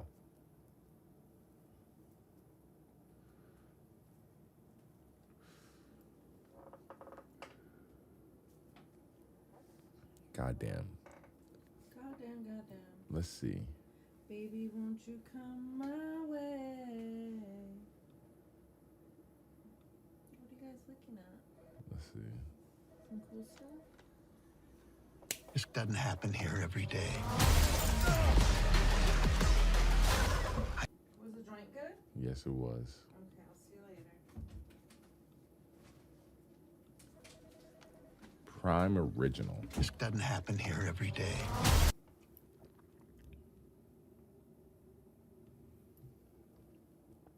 I want no fucking subtitles. This doesn't happen here every day. Whoa. I can't have two guys who look like they eat steroid pancakes for breakfast, turning my island into Beirut! Detective, that is uncalled for. Are you gaslighting us? You want to tell me why the Yakuza want you dead? You have to ask them. Yakuza? That's what that was? You blew up my car. I blew up their car, and then it landed on yours. Wow. They just blew up your car. What the hell? You just stir up trouble. That's what you do. That's what I do because I'm a cop. Not here, you're not. Our father was murdered. Whoa, hold on. I know they were always able to play bro as that. I think Hawaiian. Is Batista Hawaiian too? That's Batista, right? He's Batista, right? Is he Hawaiian as well?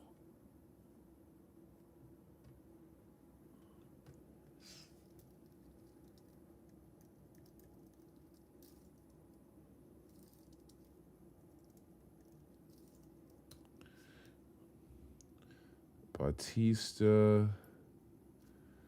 Let's see. Hold on. So, estranged half brothers, Johnny and James, reunite after their father's mysterious death as they search for the truth. Buried secrets reveal a conspiracy threatening to tear their family apart.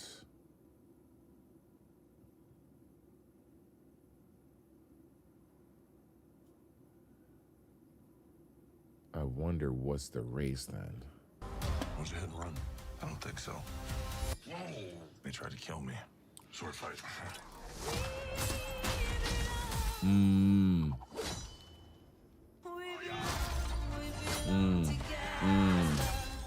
Well, this should be fun. Yeah, I'm pumped. We gotta find out who killed him. I guarantee you'll end up poking a bear that doesn't want to be poked. Take my word for it. Okay. I tell you that I'm the bear. I wonder what these are called. Those are clearly gotta be called something. These scenes, these ones. I guarantee you'll end up poking a bear that doesn't want to be This scene right here. This right here.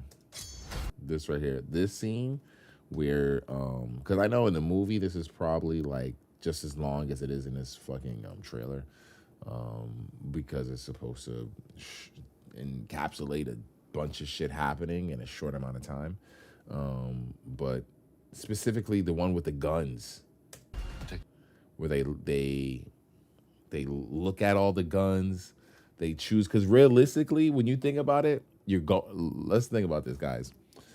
Hold on a sec. It's funny how they do this in movies, because realistically, when you think about it, when you really think about it, you're about to go on a mission, right? You're about to go on a mission and potentially take out the final boss, the final mission, the final fight, right?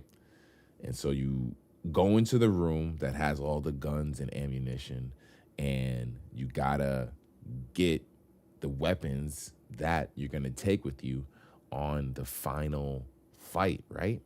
Now, realistically, when you think about it, that should take a decent amount of time. You're loading up with ammunition and guns that's gonna be the whole final fight to take out who's ever the boss in this whole mission that you're about to handle, right? And so In reality, in this movie, nah, it's gonna take a couple minutes. Let's see. Hold on. My word for it when I tell you. Yeah, see, nah. That doesn't want to be poked. Nah. We need to grab all our guns, even though it's gonna take a while. In reality, it would take forever. Now we need to do this in a couple minutes. Take my word for it. Get the guns, choose guns, get the guns. Yeah, for real. That's how long it's really gonna take.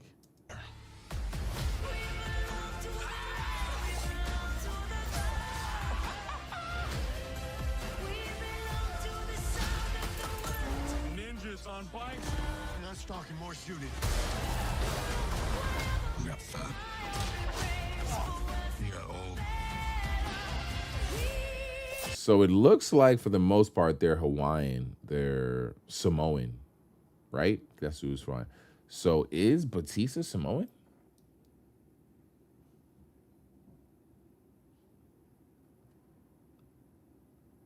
Maybe that's how they get away with doing the half-brother thing, because Batista's not Samoan.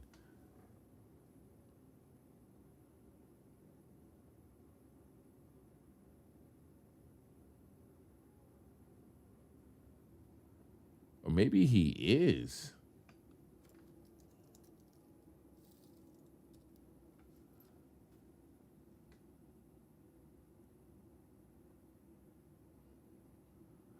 Oh, so no, he's not. He's half Greek from his mother's side and half Filipino from his father's side. Okay. And then Jason Momoa's ethnicity. A rich mix primarily rooted in native Hawaiian and Samoan heritage. Okay. All right. Hey, I'm telling you right now, I'm watching this day one, so regardless, we'll see how they play it.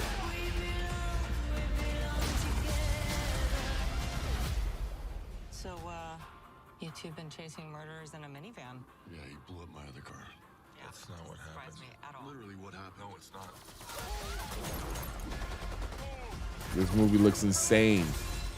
No way he's taking out dudes with a fuck.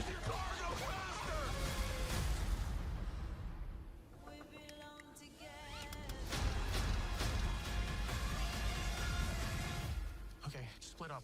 You guys look like The Rock screwed himself and had twins. I like that dude. I wonder, is he bald by choice or what's his deal? Why is he bald?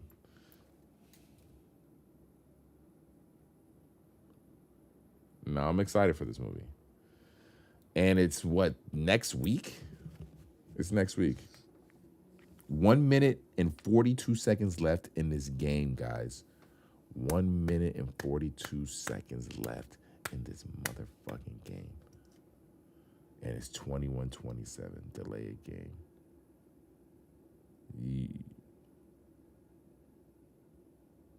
Oh, they got to delay a game. I wonder if Adriaki's listening and she could bring me another beer.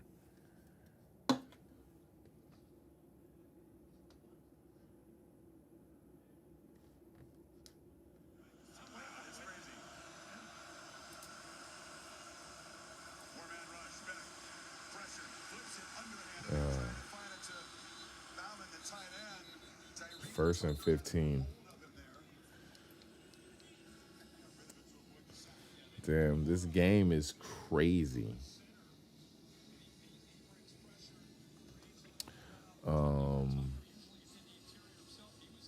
Let's see, what else we got?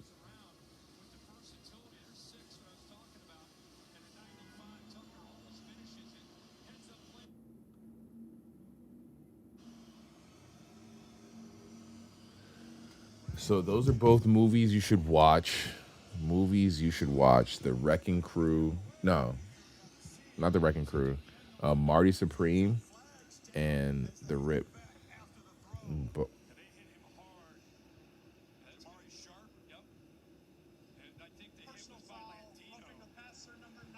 Oh, they fucked him up.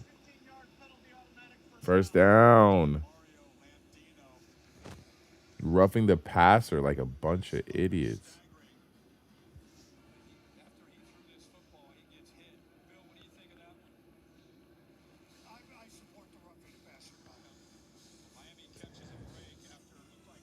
Roughing the passer.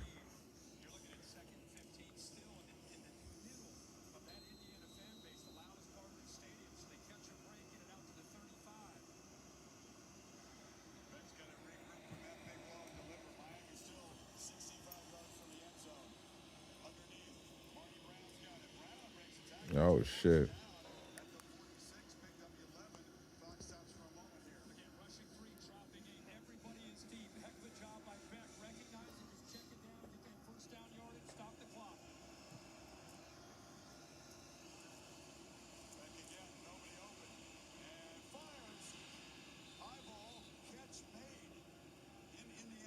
Damn.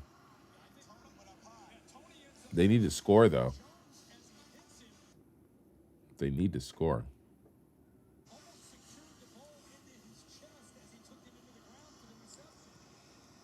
Let's see what else we got.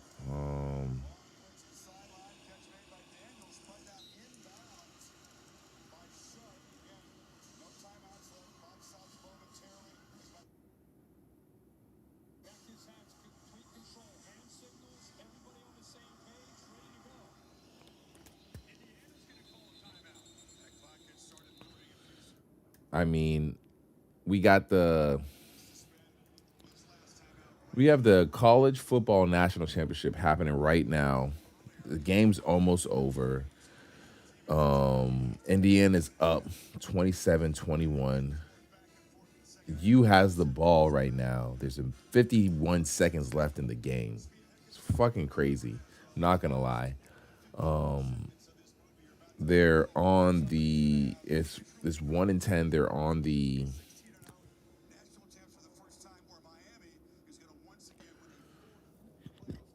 such a close game. I'm not gonna lie. It's crazy. Hold on a second. I'm gonna grab another beer. I'm gonna grab another brewski. Brewski.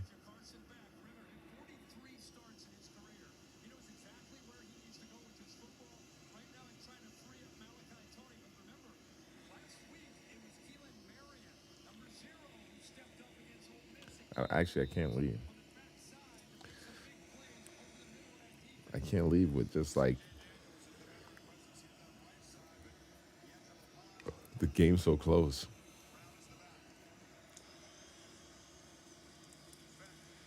Oh, interception. The game's over. Game's over.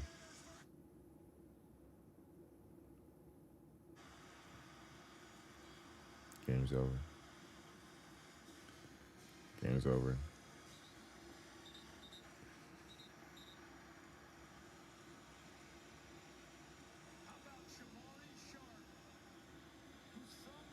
Oh shit, game's over. Indiana got an interception. Game is over. Let me go get a bear. Pour one out for these motherfuckers.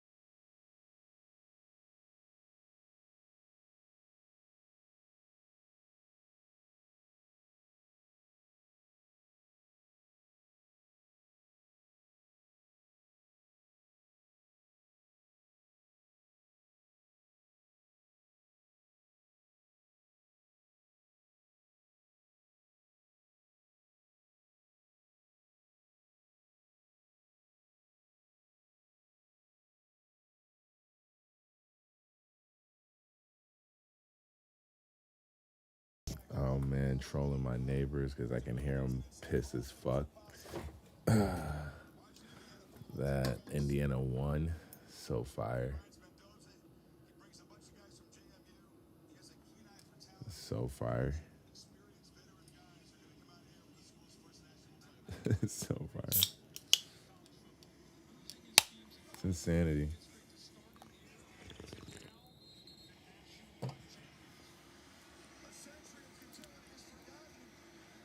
Indiana.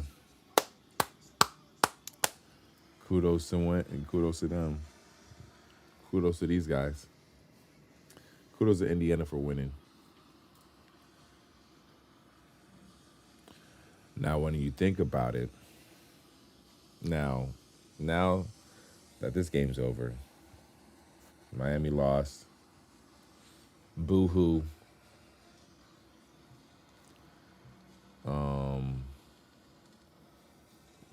Now that game's over. That game's over. So that game's over, right? But last weekend, and you know, this is not a sports podcast or sports show or sports coverage or anything like that, but the team that I represent is still in the running for things right now. My team, the New England Patriots, still has a chance to win it all. Now, when you look at things, it's kind of crazy because the Denver Broncos is a solid team, has a crazy quarterback, but insanity has it that at the end of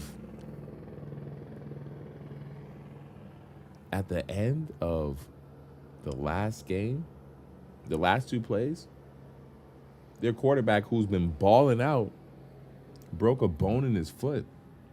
Like, what the hell? Go figure. Go fucking figure. That's fucking insanity to me, guys. So we'll see how Drake May plays. Granted, because to me, all right, they don't have their QB. Okay. The defense definitely gives us an advantage to a degree. But we're also talking about a quarterback that I don't know who their backup quarterback is. Let me see. Who's the backup quarterback?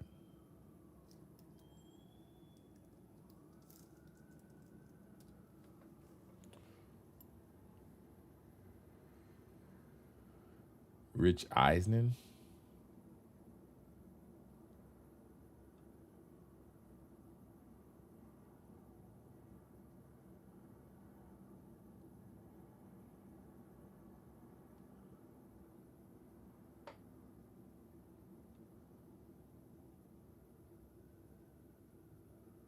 Jarrett Stidham. Is Jarrett Stidham really that dude?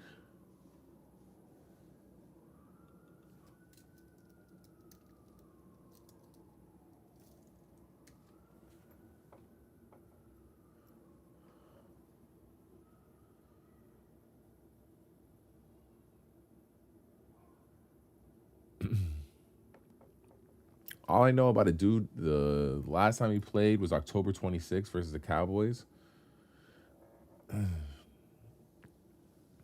I mean, with a dude who hasn't played a lot, there's not a lot of footage on him. There's not a lot of tape on him. I don't know. I just never want to say anything certain in the game of football, because in the game of football, it seems like nothing's certain. Nothing's for sure. Nothing's for sure. Definitely this season, and nothing's been for sure. When you look at everything that's happened with every team, look at what just happened with how this quarterback's even playing right now. So, end of the day, I want to take this just as serious as I would if Bo Nix was playing. And with that being the case, I know the Patriots will.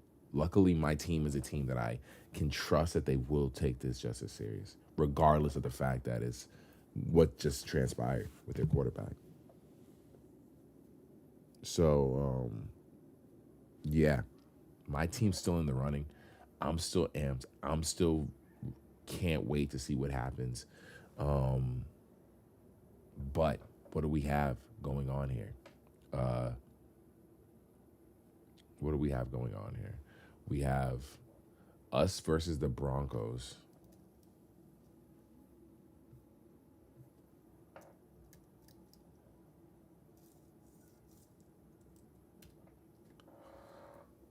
The Rams versus the Seahawks. And that will be the fucking Super Bowl.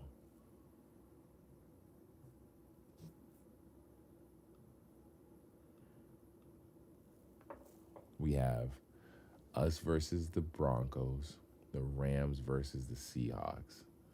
And that'll be the Super Bowl. Now, we should be able to do our thing against the Broncos. It's crazy how no one had us for Texans last week.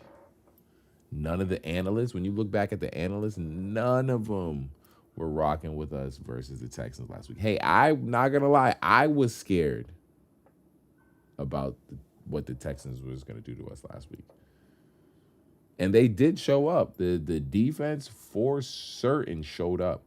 Granted, they didn't get a ton of turnovers, but they got a bunch of stops, which is just as good, in my opinion.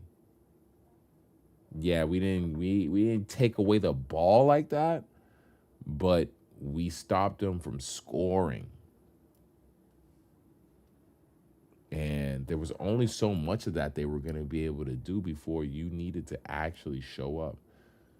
And the fact, I didn't realize, I knew he was playing bad, but there were analysts who were saying like, yo, what's bro's name?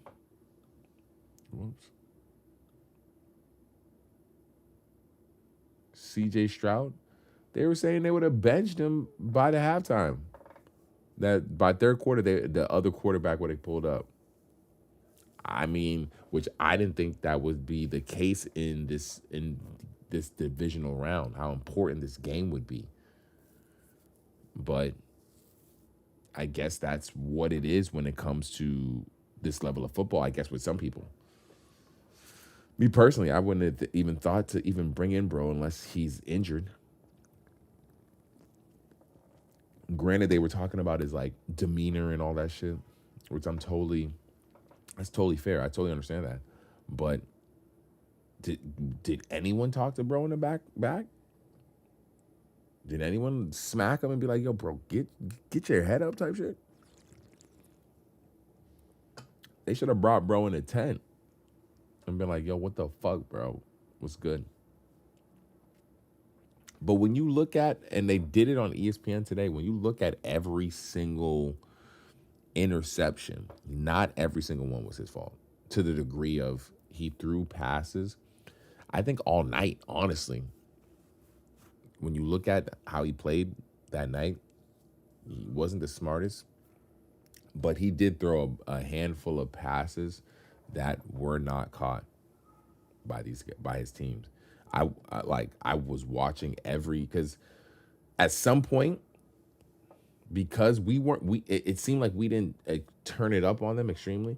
At some point, I always thought they were going to come back. And that's why I kept noticing. Passes that they kept dropping. I was like, damn, they were dropping mad passes.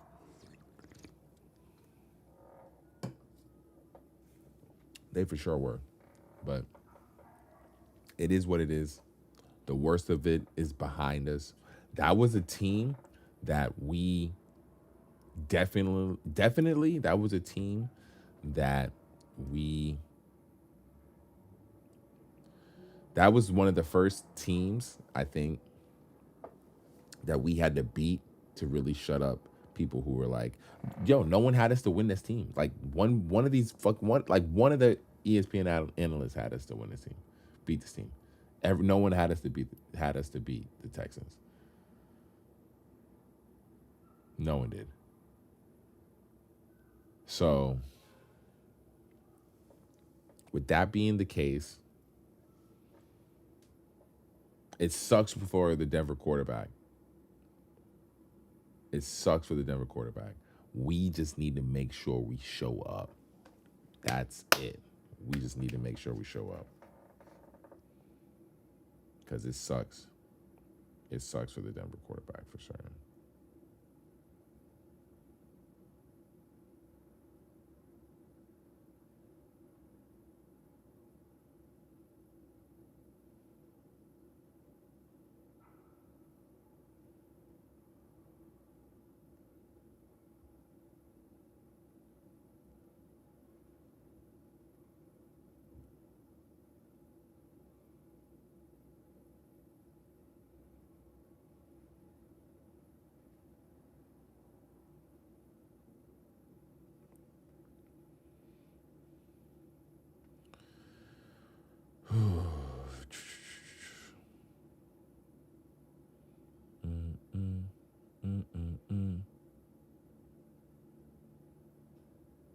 I'm going to, I need to.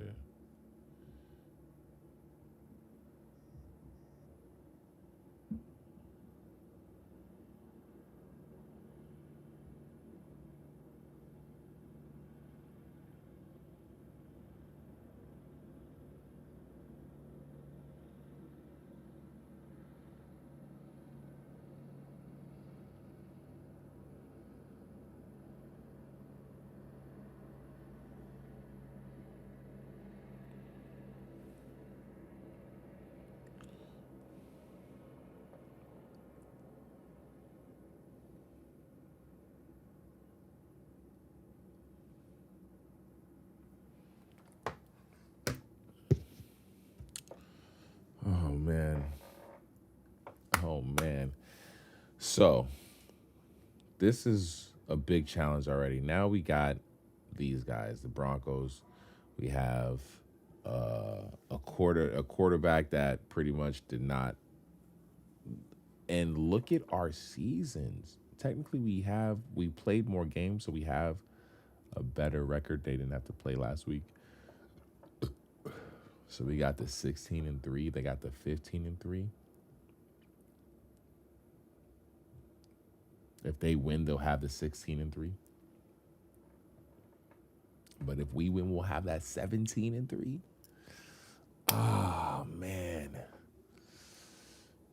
What a fucking turn of events. It's insanity to me.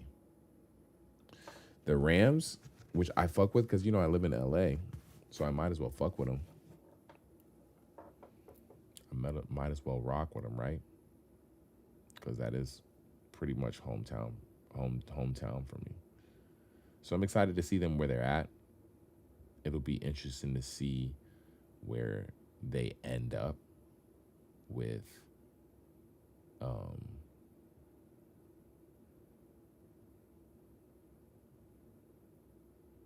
how last week went, this past week, where the Rams Chicago game was insanity.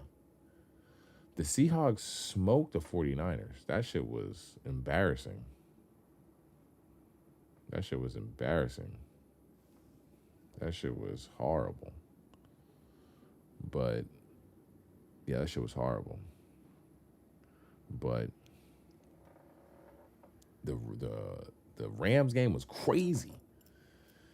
I wonder how these two will meet, with them just having a easy pushover. And damn, so our game's at 12. This game's at 3:30. Oh, shit.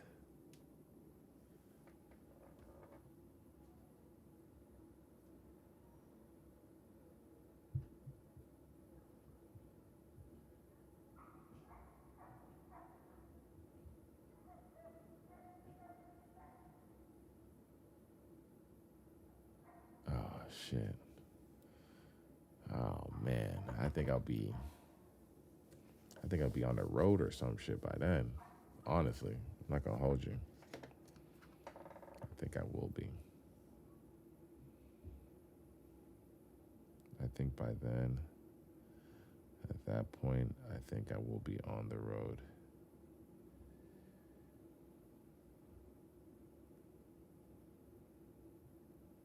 I'm not going to lie, guys. Yeah, I got a little turn of events that I got to handle. Me and Adriaki, we got some road tripping we're going to do. I might try to record it and see how that goes, and see how that turn of how that would handle, how that content making would happen, how that would work, right? That'd be cool, right? I just recorded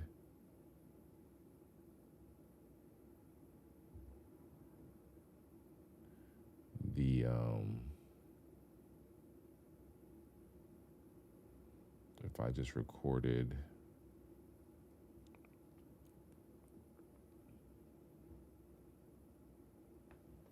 the whole road trip, that'd be cool, right? If I recorded the whole road trip, that might be insanity.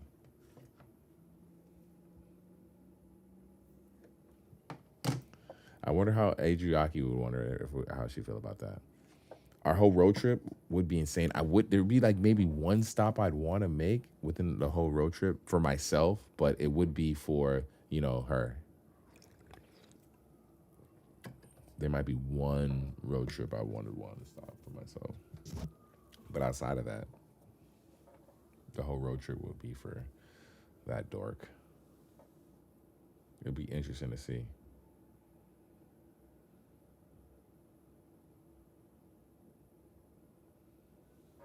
But I'm excited. Fuck it. We gonna make it happen. We gonna make it happen, Captain.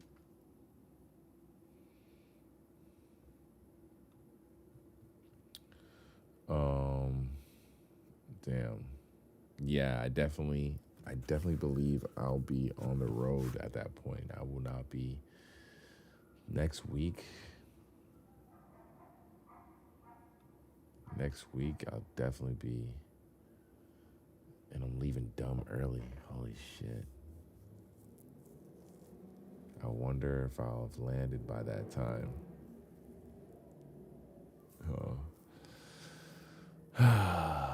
Life and sports, right? Sports.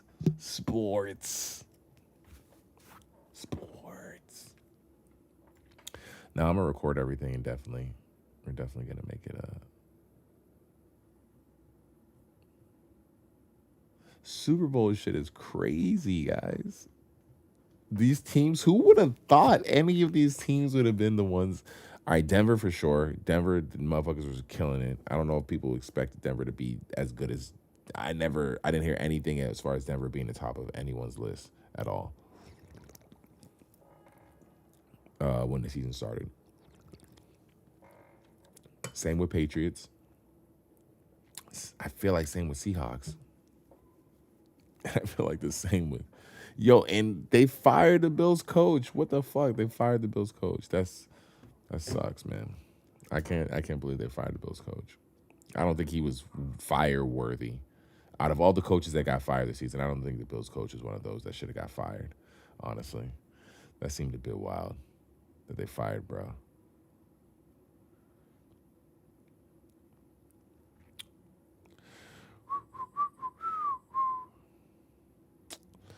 The divisional rounds are over. Those divisional rounds are over. Next ones are up. I'm excited.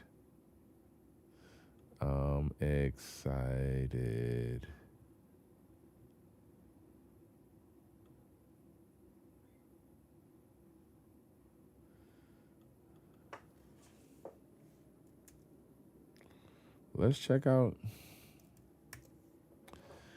Nice Kicks, I guess, made a list of, or no, they gave out awards, it looked like, too. Nice Kicks. They definitely gave out an awards, too.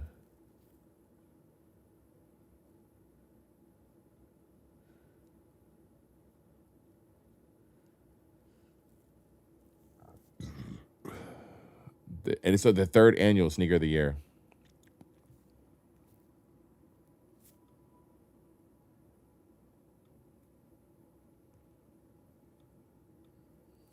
Nice Kicks presents the third annual Sneaker of the Year award winners. It's pretty cool. I fuck with this.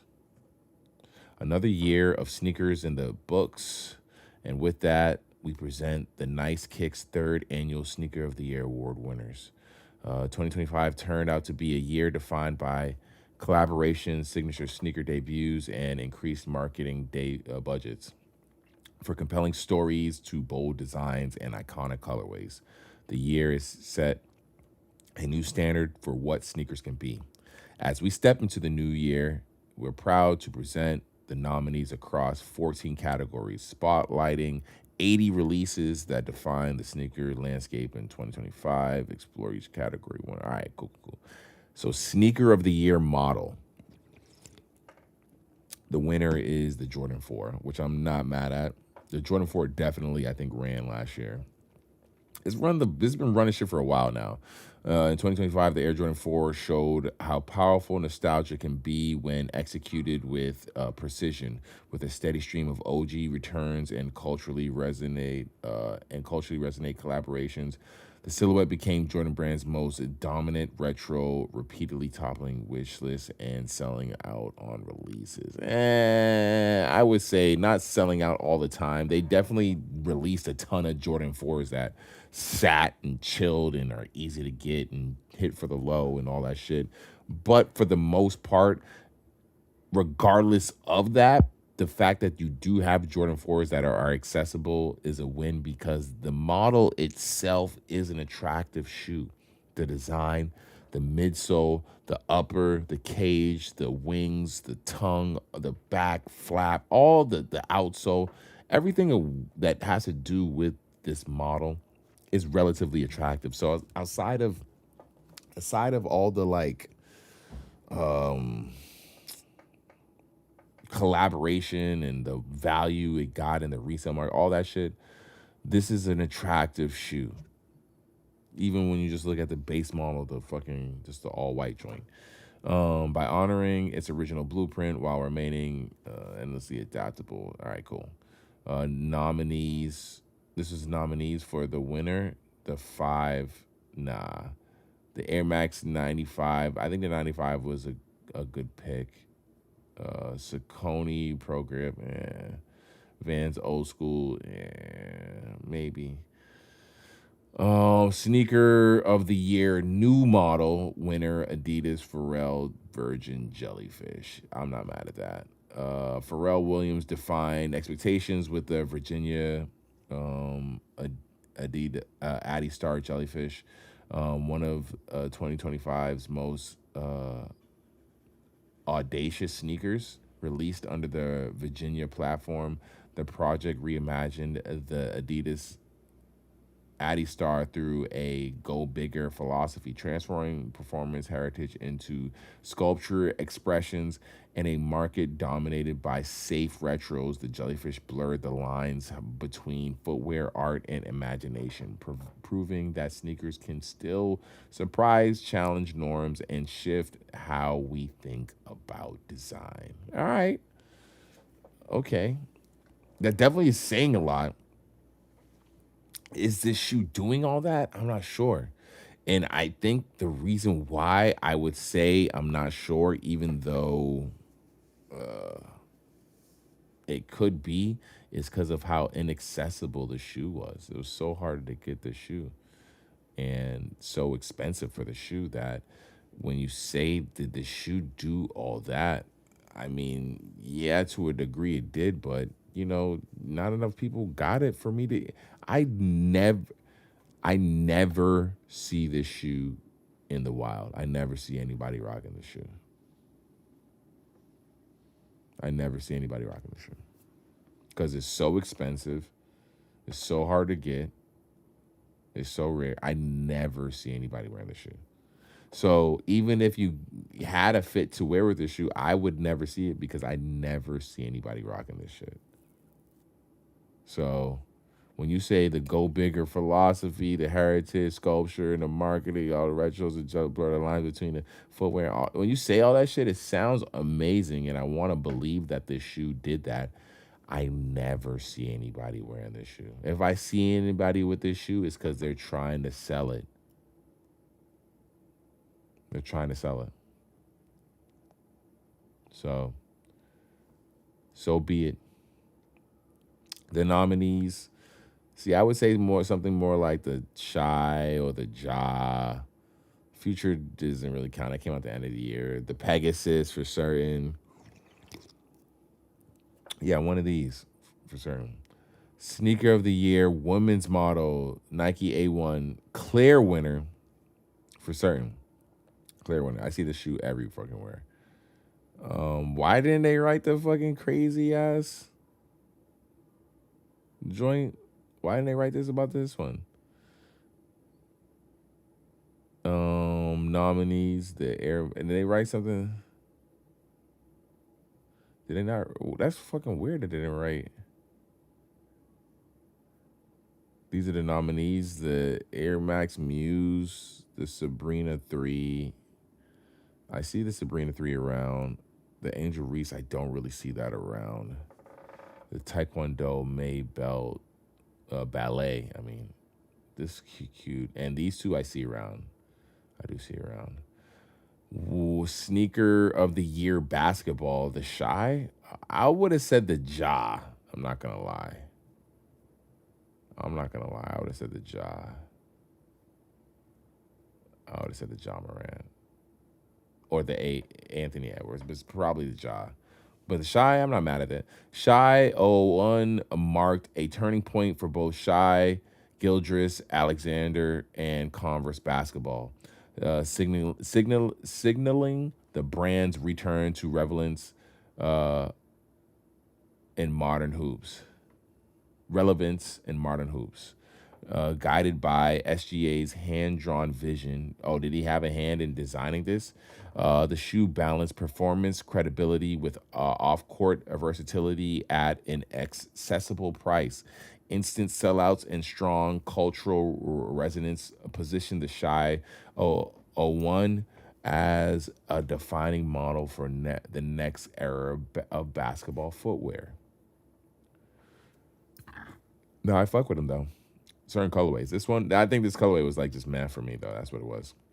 The Ja 3s, the A1s, the AE2s, I think are fire. The Harden 9s arrived in 2025 as a high point for James Harden's signature resurgence and a win for basketball's on-court credibility, building on the monument of the recent hits. The Volume 9 delivered a redefined design, elite performance, and strong adoption across the league with continued sellouts and growing player trust. Okay. No, hold on. Sneaker basketball of the year. They put the Angel. Is the Angel Reese really selling like that? I'm totally unaware of that. Sneaker of the year collaborator. See, I like how they do it. Winner, it's Nigel Sylvester. Hell yeah. Nigel Sylvester, Air Jordan 4, Brick by Brick, emerged as one of 2025's most impactful collaborations in a crowded year. Partnerships rooted in the New York BMX journey. The project fused authentic storytelling with bold execution, from its city-inspired concept to rollout that felt unmistakably his. Massive demand, industry acclaim, and a cultural resonance followed, making Jordan brand feel dangerous again through vision, credibility, and purpose. See, they say you could tell when someone's using, what's it called? GPT, when they put the lines in between here, because no one does that. No one really does that, the lines in between there. But this felt a little chat GPT-ish, I'm not going to lie. But outside of that, I love these shoes. This is one of my favorite shoes that I own. I love the Nigels. Like, I'm so glad I have these. Because these are fucking fire.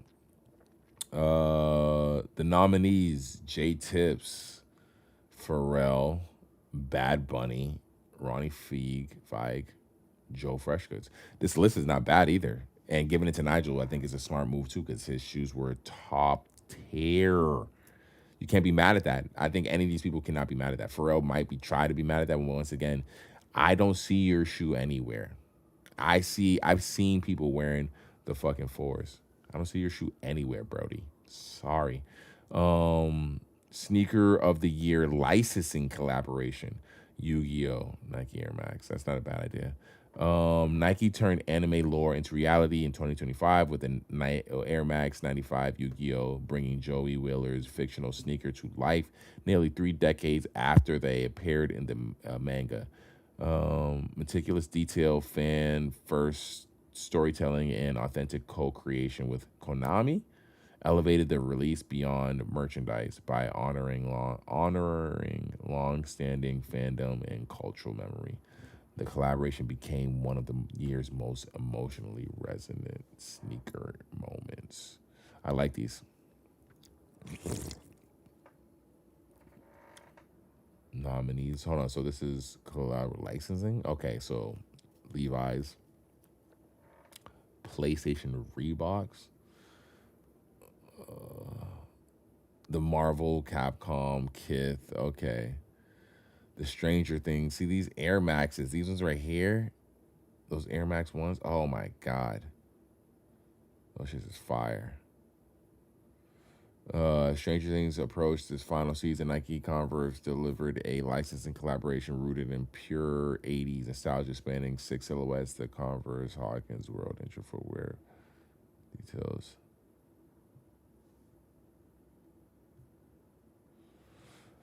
Sneaker of the Year endorsement collaboration. The Nigel Sylvester's.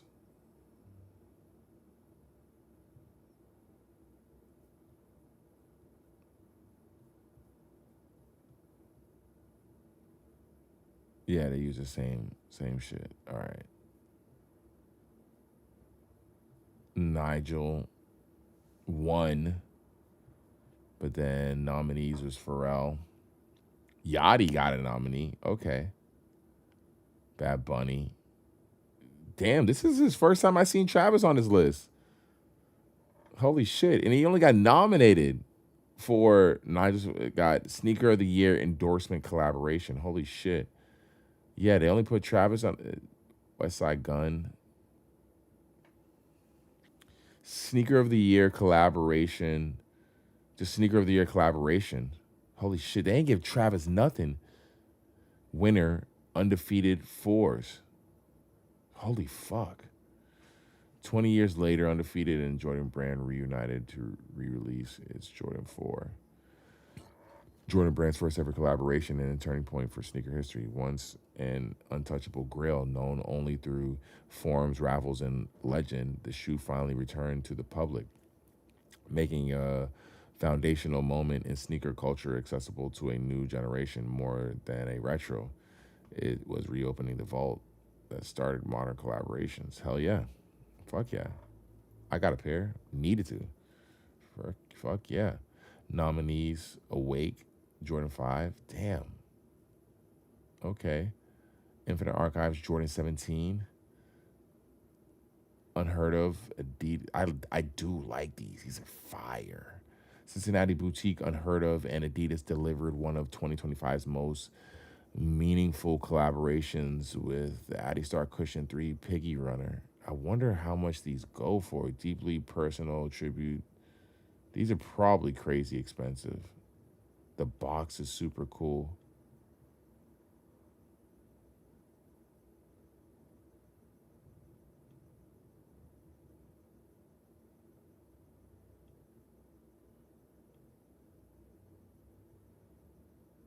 Yeah, see?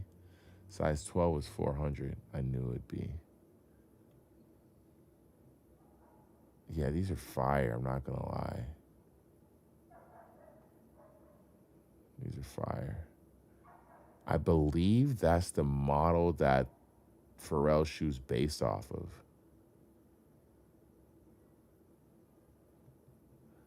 I believe it is.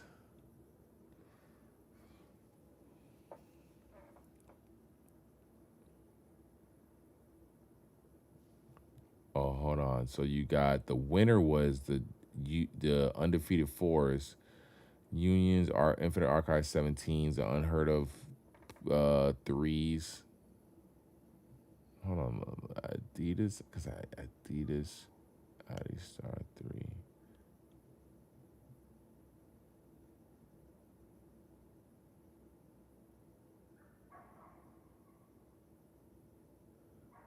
Is that the shoe? That is the shoe. Hold on, hold on, hold on. Final sale.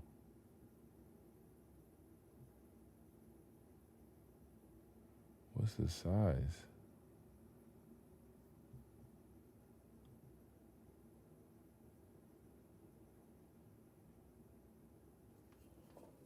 Whoa.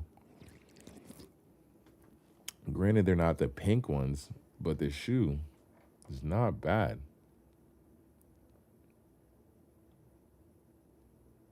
Oh, see, I see. Oh, no, it's not missing that. It's not.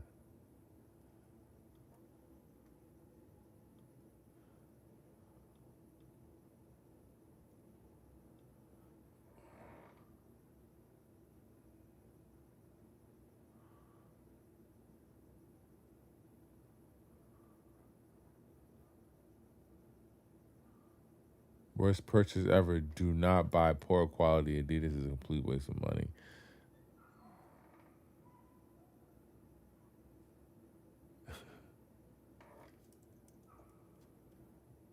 It's so funny. All right, let me get back to this list. Nominee Joe Freshka is aged well.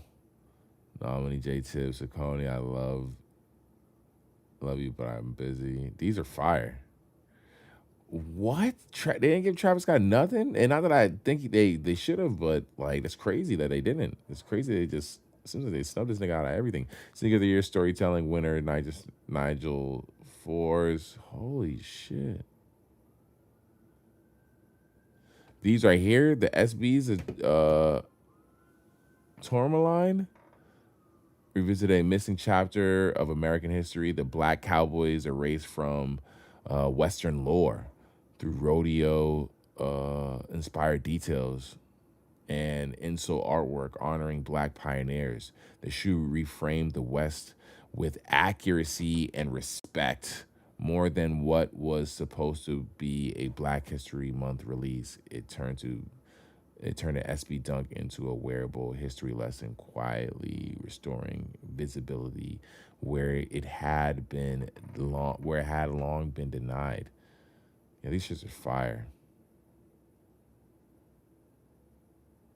Yeah, the other Yu-Gi-Oh ones are fucking crazy. I want those ones. Sneaker of the Year winner collection winner J Tibbs Pro Grip Triumph 4. Hold on, collection. Flowers Grow Uptown turned the Pro Grid Triumph 4 into a tribute to the Bronx. I'm confused.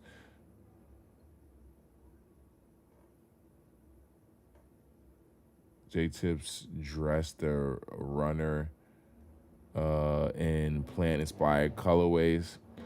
Virginia's Creep and Poison Ivy using bold mesh. These are fire, though. I'm not going to lie. These are fire.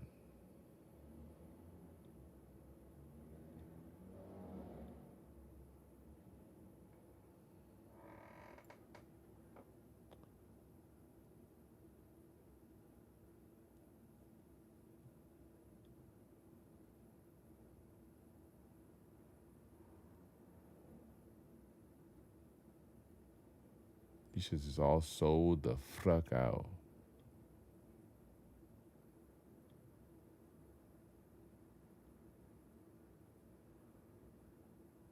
Where's those ones?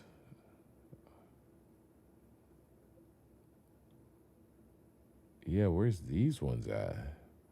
With the green. Oh, these ones. Are these it? Yeah, these are it.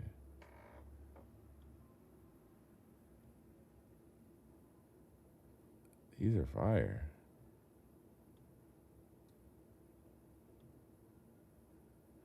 These ones I like. These ones I do like. These ones are cool. I wonder. Yeah, these ones I like. Tibbs dressed a runner and plant. How much are these costing? $220? These are $220? No way, these are $220. Do Asics cost Saucony Pro Grip Triumph 4? Do they normally cost $220? Yeah, see? It's a $100 shoe. This store gotta be reselling type shit. Yeah, see? This store's reselling type shit.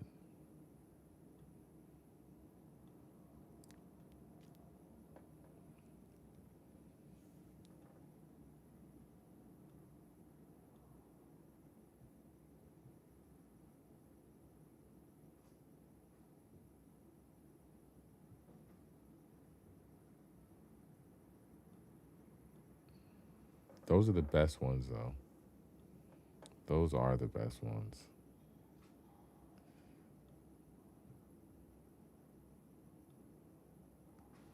$169? No way.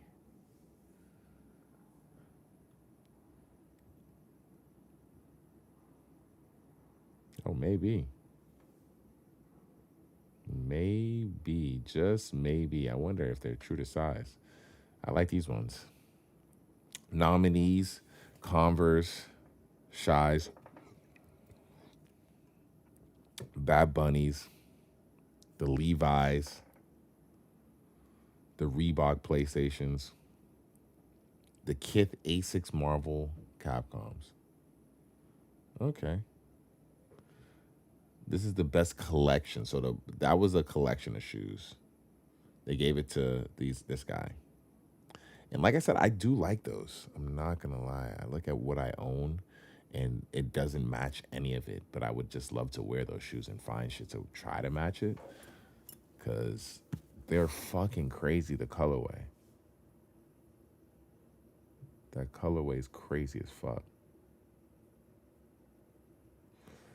Sneaker of the Year, independent brand. There we go.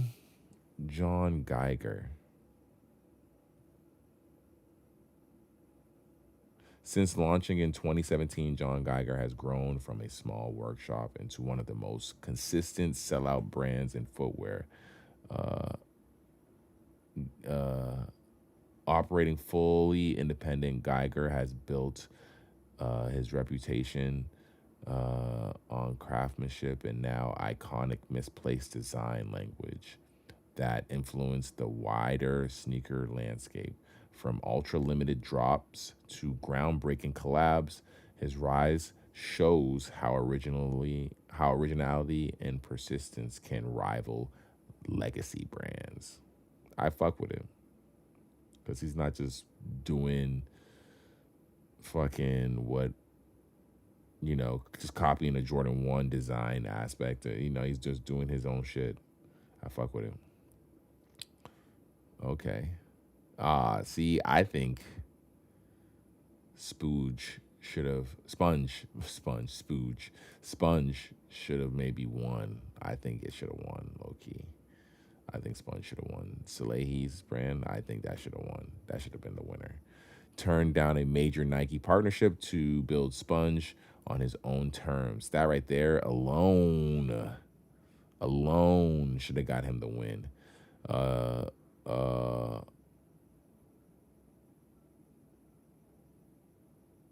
And in 2025, that bet paid off, drawing on 15 years across luxury streetwear and performance footwear. He launched the Osmosis, a runner built with proprietary squish tech and unmistakable organic design language. Debuting globally without corporation backing, Sponge proved that true independence, clarity of vision, and execution can stand shoulder to shoulder with industry giants. Skylark, is this Justin Bieber's joint? 741, Jaylen Brown turned down multiple sneaker deals to build 741 performance and full ownership and creative control, wearing his own rover on court. He became one of the few active NBA players competing in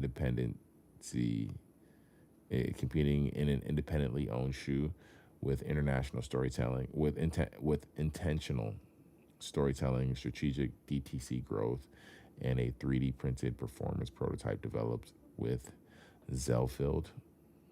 741 is now showing how athlete-led independence can scale without compromise.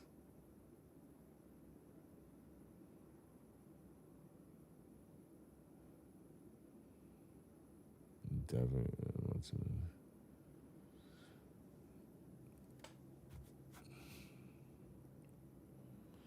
what is this one? I've never seen this before.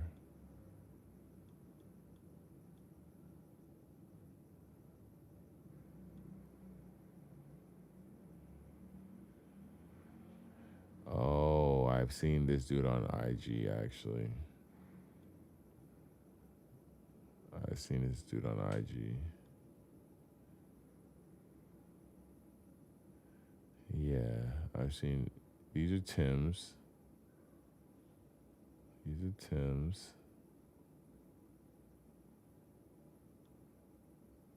You're not going to trick me. Those are Tim's, but everything else so far is pretty, unique in its own way. Everything is kind of unique in its own way. I think it was these ones that I was seeing on his feet in the photos that I was like, what are those?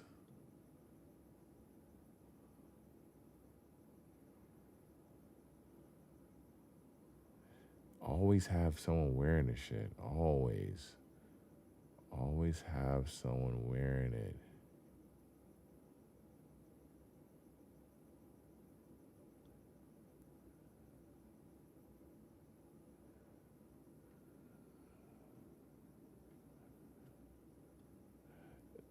Delvin Carter built Sia Collector from the ground up into a multi-million-dollar sneaker brand by rejecting industry norms and centering community over corporation. Known for futuristic design and bold color contrast, Sia sells out without ads, powered by transparency, education, and word of mouth. Carter's open dialogue and pricing across access with an ethnic turn Sia into both a brand and movement within sneaker culture.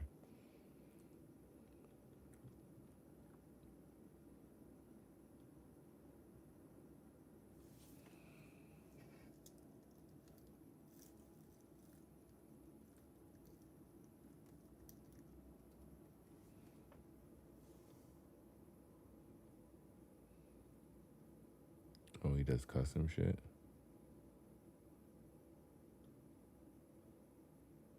Oh, yeah, what the fuck? Hold on. But isn't it independent? I guess he is independent. He's been doing the custom shit for mad long. Sneaker of the Year commercial advertisement? Anthony Edwards, okay. Jordan Brand, okay. I'm not mad at that. Travis Scott. I'm not mad at this, I guess. Marketing's cool. Sneaker of the Year women's release. I thought they already did that. Pink Art. I think this is already should have won. Meta Girl Saucony. Oh, these are fire. These are fire.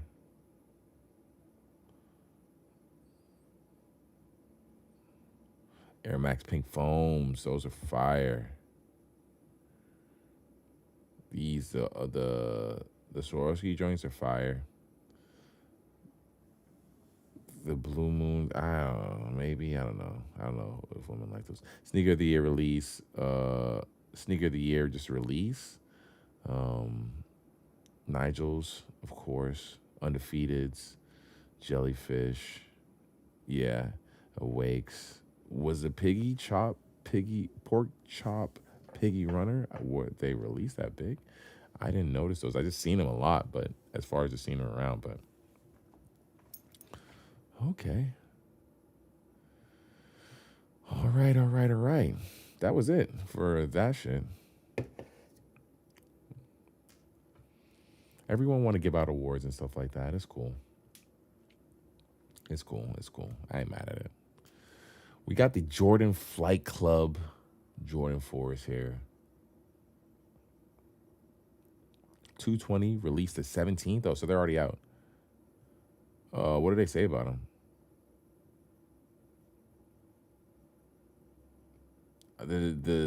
The style of them, I'm not mad at.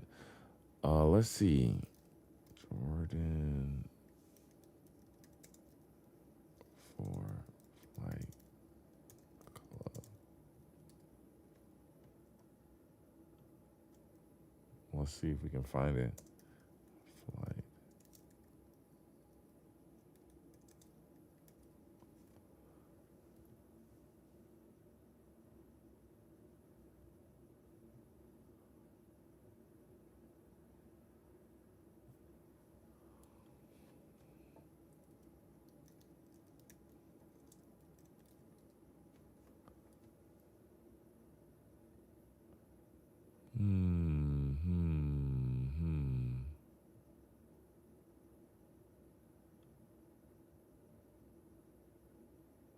Oh, here we go. Oh, here we go.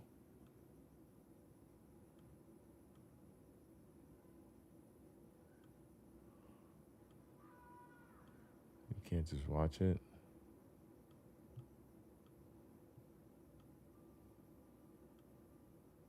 There you go. Retro Flight Club. Here we go. Here we go. If you guys hadn't noticed, they hire me for certain things. I get hired for things in the here and every now and then. Let's hear one of the things I get hired for every now and then. This is the Air Jordan 4 Retro Flight Club, and it's officially kicking off 2026 on January 17th. And we may be biased, but this is a big release because it's a nod to the original Flight Club fan membership program. Back in the early 80s and 90s, you had to mail in a physical card from your shoebox just to join. And then you would get an exclusive newsletter, posters, and gear. Yup, this is how we even got our name today. You might be thinking, are these just military blacks? Here we're trading that stark white for a buttery sail leather upper. And then you have that Nike Air branding on the heel with the subtle university red outline. If you look closer, you got a unique ripple stitching on the suede toe cap and graphic insole that actually features archival newsletter artwork. So are you gonna pick these up to start your year, or are you holding out for a next release? Are you? What are you doing? I like them. I think they're clean. I think they're fire. I rock with them. I think they're clean. My only thing is I don't do too many like super premium white shoes like that because they get so dirty, you know. But I do like them. I just wish the wave pattern wasn't the wave pattern on the toe cap. But I think they're clean. These are fire. These are fire. Definitely, I can see if you were gun to a head, had to put a foot together with these shoes, you would not have a problem at all. You wouldn't at all. You wouldn't at all. You would not at all, dude. You'd be fine. You'd be fucking fine. Welcome to the new world. How do you guys like? Tell me what you think, guys. They hire me for certain things. I get hired for certain things, and doing things where I gotta speak my mind, speak about items like that is one of them. They need me, you know. I'm relatively attractive, you know, my face. You know what I'm saying? It's what happens. They're like, yo, Sin, can you hop in this and say what up and tell us about these shoes? And I'm like, hell yeah. I'm like, hell yeah, I got you. No problem. Say less. Say less. Say less. Oh, welcome. I want to watch. Let's see what else we got here in the topic list.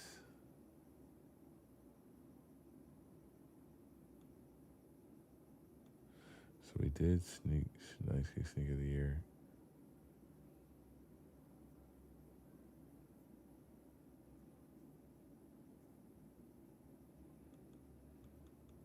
Let's see who's.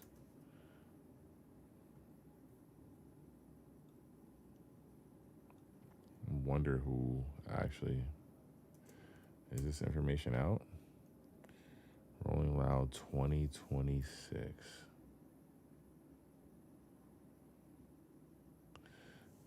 Did they? Oh, this is only. It's 2024.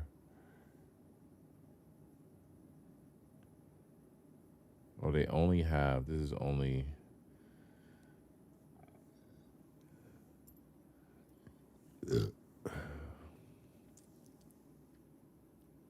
Wow. Wow, guys. Holy shite.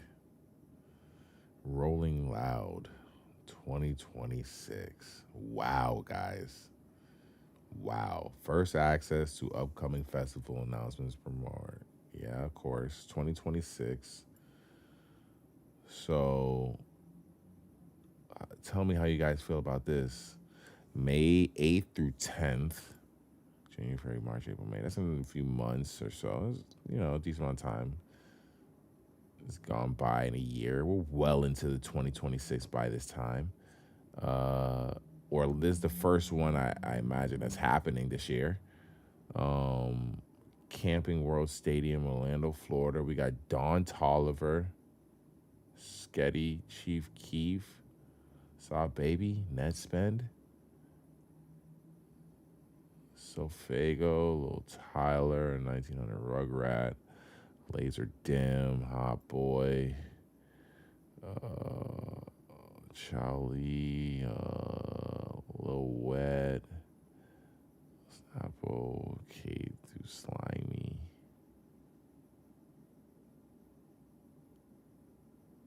Playboy Cardi's on Saturday. So Don Tolliver's on Friday, headlining on Friday.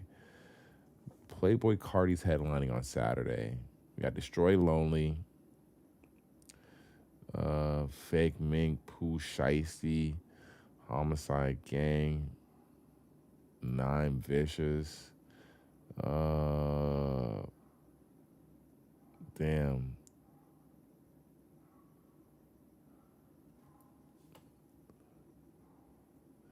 That's crazy that it's just Destroy Lonely.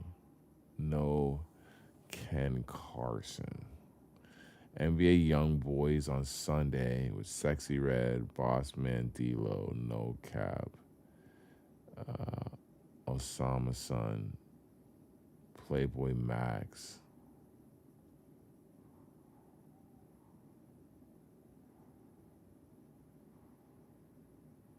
Hold on, so Playboy Max has got a set at. That's crazy.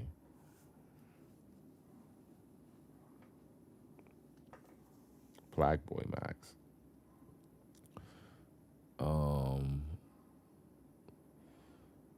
Danny Towers. I don't know any of these people on Sunday. Holy shit, I will not be going to a fucking Rolling Loud, dude.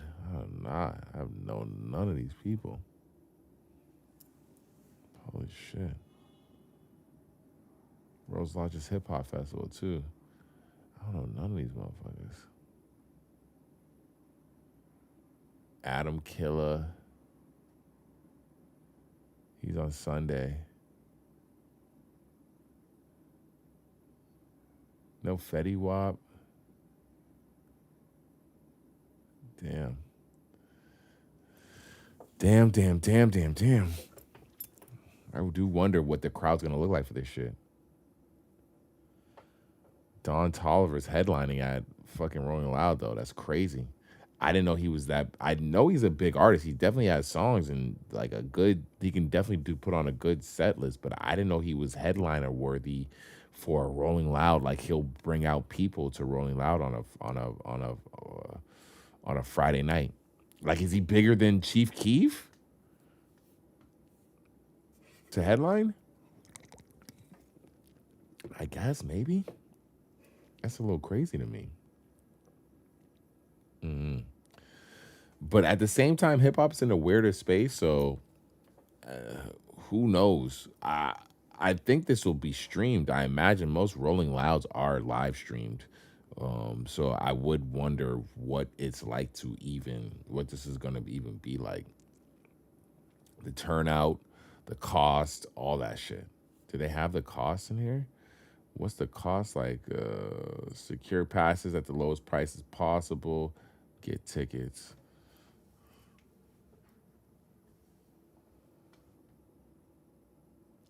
Rolling Loud. GA.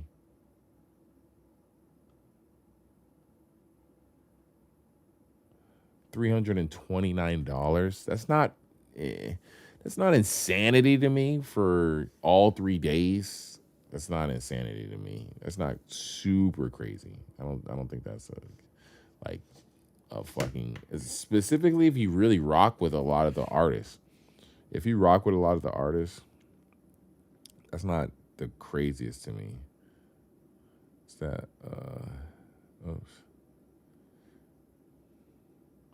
it's like, so yeah, 109 per day. That's the thing. I don't rock with all the artists like that to that degree.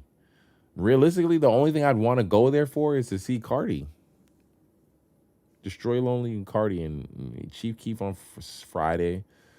Don Toliver, yeah, I wouldn't mind seeing him. And this is for just a basic ticket. Oh shit. Realistically, I'd be wanting to get like the VIP shit so I can go in the fucking the VIP section and chill over there and get a drink and all that other chill shit you do at the VIP section.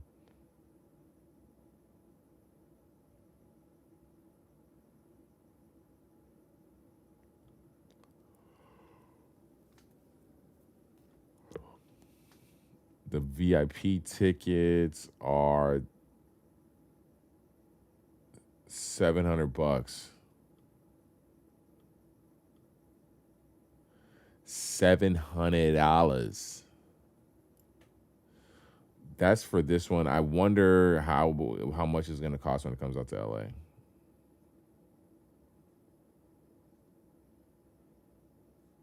And this is, yeah, more artists are definitely probably gonna be announcing shit like that.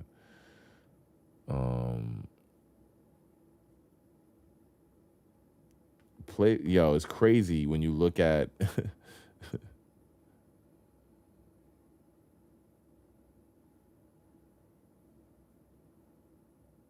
Playboy Cardi's been getting a bag from these motherfuckers for a minute.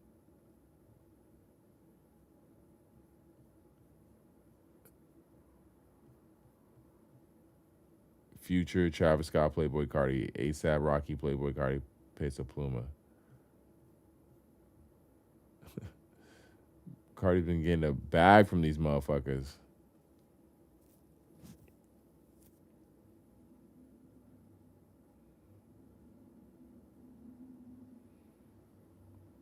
Let's see. Rolling. Oops.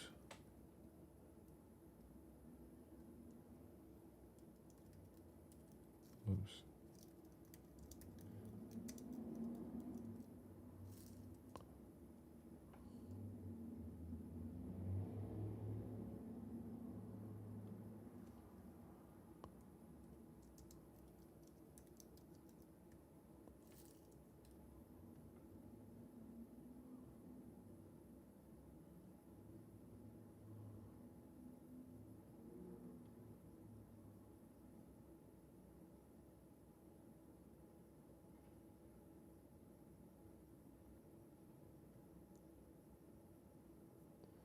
Let's see.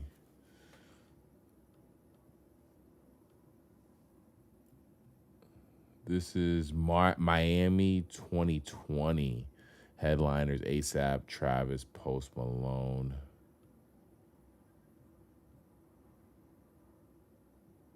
Los Angeles 2019. Just 2 days. Saturday, Chance, Uzi, Juice, Young Thug, Lil Baby, Future, ASAP, Meek, YG, Playboy Cardi. Sunday.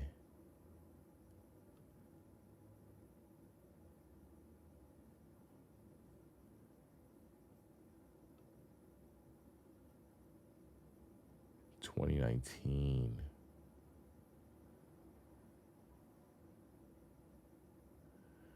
May, this is Miami. Friday, Migos, Travis. Saturday, Sunday, Kid Cudi.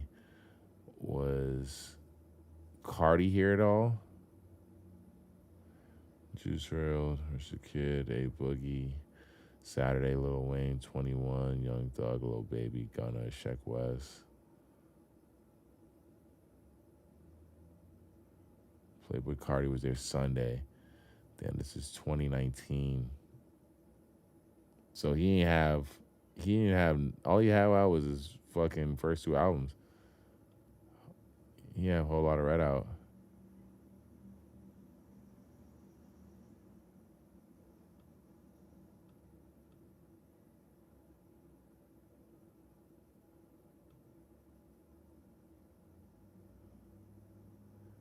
This is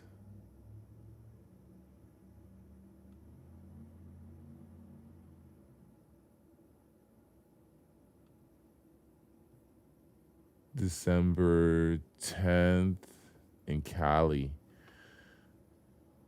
And what year? 2021. J. Cole, Sunday, Future. Oh, shit. Oh, Friday was Kid Cudi. Huh? Damn, Rolling Loud's been killing it for a while. It fucking sucks that they, whoops. It sucks that,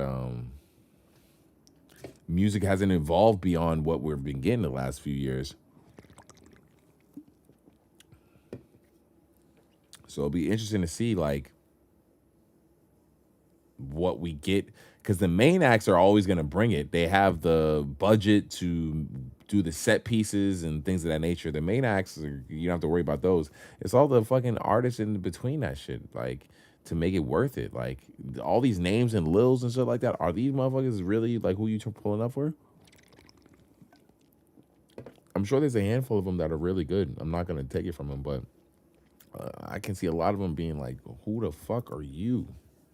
Who the fuck are you? Who the fuck are you? You know what I'm saying? That's who the fuck are you? That's what it ends up being. Just a thing of like, who the fuck are you?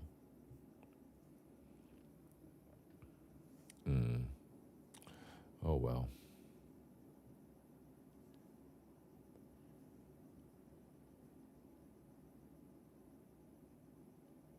So that was Rolling Loud. I doubt I'll end up really going to the Rolling Loud out here. I'll probably end up watching that shit on streaming. For real. Just watching that shit on streaming. Any main acts for the most part. Because the cost of, once again, I wouldn't want to go to something like that unless it was VIP. So the cost of that, going to that VIP, is no way it'd be worth it if I'm not really liking over 75% of the artists that I'm not amped for. VIP, if I'm like a little over half, that's not worth it. Any of those artists I could just see. I could see a Cardi show, and any of those artists I could see by myself, by themselves. I don't even need to go to a fucking festival. If not, then they're not that big of an artist yet. It's not worth it. You know what I'm saying? Like, motherfuckers need to get back to like performing live and fucking touring and shit like that, even if it's small venues. Like, fucking A. Like, that's one thing I haven't really been seeing with, I feel like, a lot of artists nowadays is, like, them touring and performing at the smaller venues, dude. Like, that's how I was seeing all the artists back in the day. All the artists. Even Drake's and all of them niggas, I was seeing them niggas at small venues and shit like that. It's a weird space. Music's in the weirdest fucking space.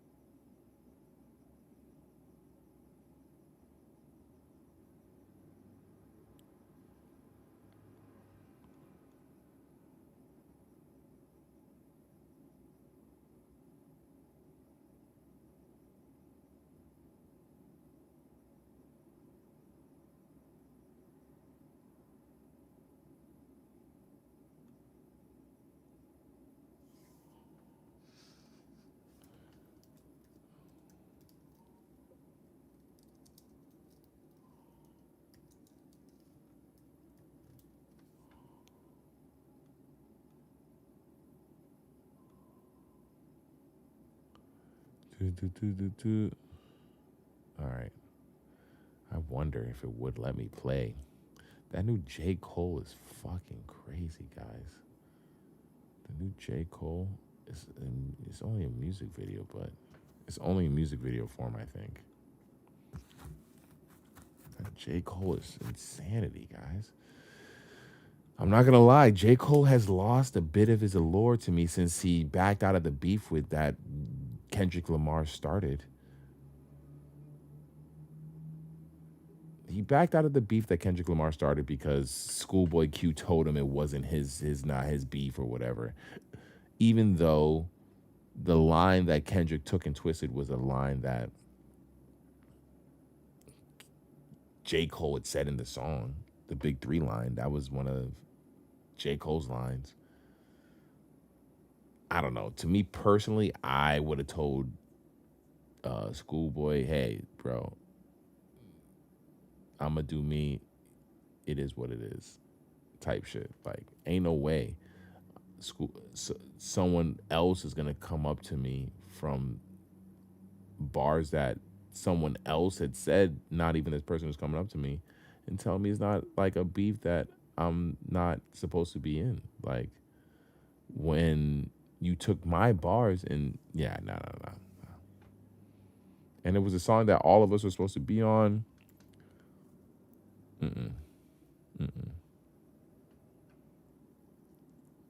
Nah, it's not happening. It's not fucking happening. Ain't no way. Ain't no fucking way. Ain't no fucking way. If I'm J. Cole and I'm as good as J. Cole as a lyricist as he is, ain't no goddamn way, guys. It's not happening. It's not happening, guys. I'm going to go in.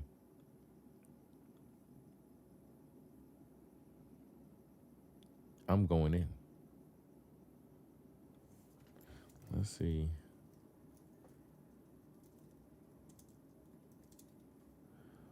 How much of this? I'm sure none of it would.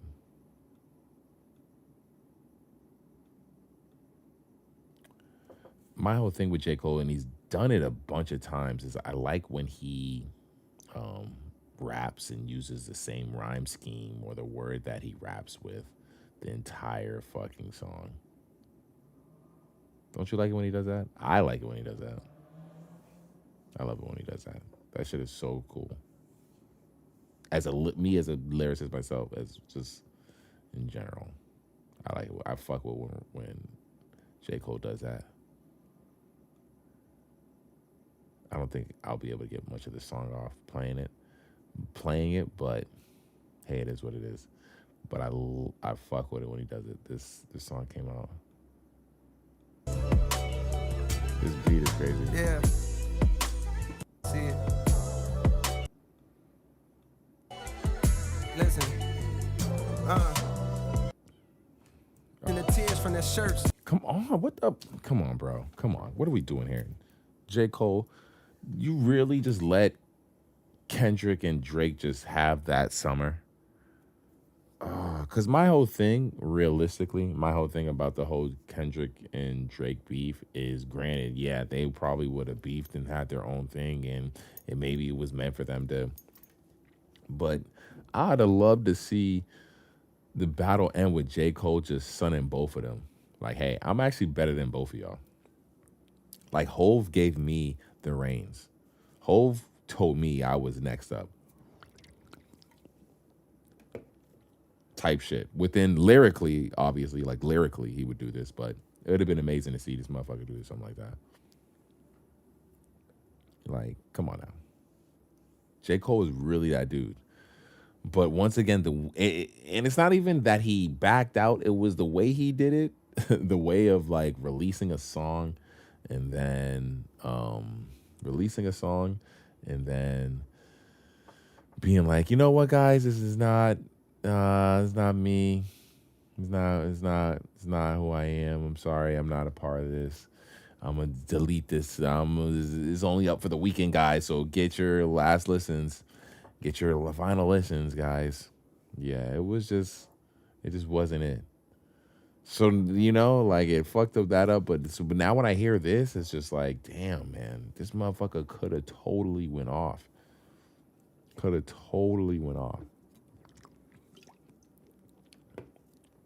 And not even make it a thing of like having to kill any of them, but just made it a thing of like, listen, guys, y'all gonna fight with each other? Fine.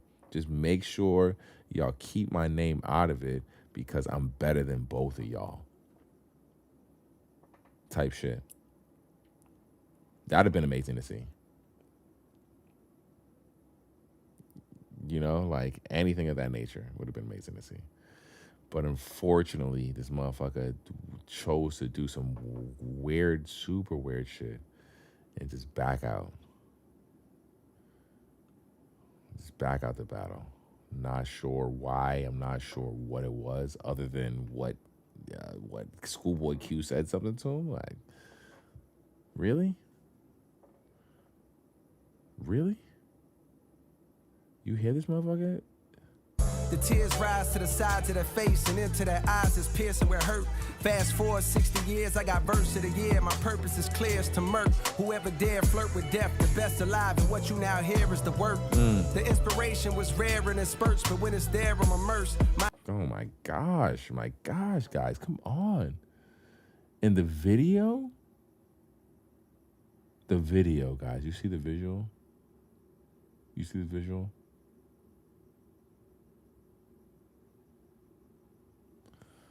Come on, J. Cole. You let me down. J. Cole. It was totally unnecessary, J. Cole. You didn't have to get into the battle, but you didn't have to back out of the battle. You didn't have to get into the battle. You didn't have to back out of the battle.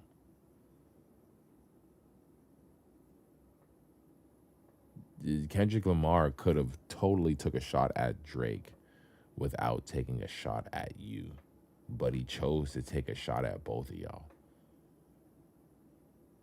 He could have took a shot at Drake and said nothing that had to do with you at all, to the degree that you didn't feel the need to respond, right? He didn't have to take a shot at the both of y'all.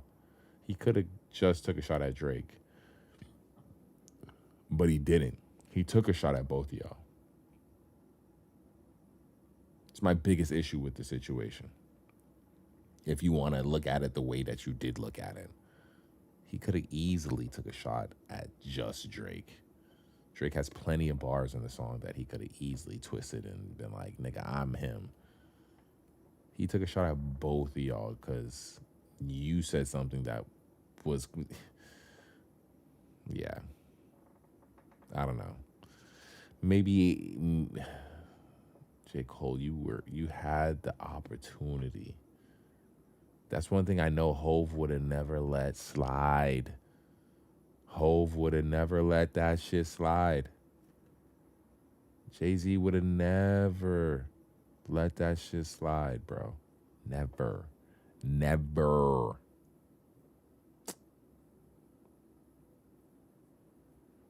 Oh, well. Twiz what a twiz, right? Twiz what a twiz.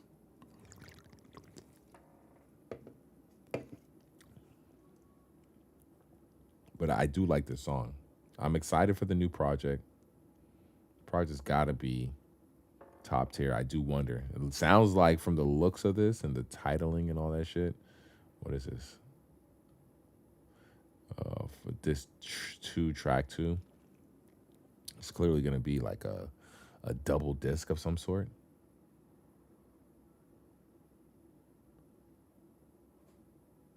It's gonna be some double disc type shit. Which I'm not mad at.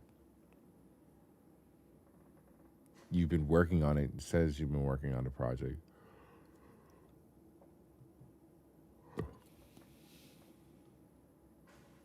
For the past 10 years, this album has been handcrafted with one intention, a personal challenge to myself to create my best work. To do on my last what I was unable to do on my first. I had no way of knowing how much time, focus, and energy it would eventually take to achieve this. But despite the countless challenges along the way, I knew in my heart I would one day get to the finish line. I owed it first and foremost to myself, and secondly, I owed it to hip-hop, the fall off, J. Cole. Now, I'm all for one going crazy at a project and putting their all into it and all that, but is this really it for J. Cole? Is this really the last we're seeing of J. Cole? This is it. This is the last project. Because we saw it from a decent amount of other artists who were actually really talented, and it turned out that was not their last project, including Jay-Z. I believe Nas did it as well. I think for those artists who are really good, it's hard to step away. And I don't know. It just adds a level of like, oh, you gotta listen to this, to a project that we was gonna listen to anyways, with it being your last project. I do wish, even if it turned out to be his last project, that he wasn't necessarily saying, hey, this is my last project.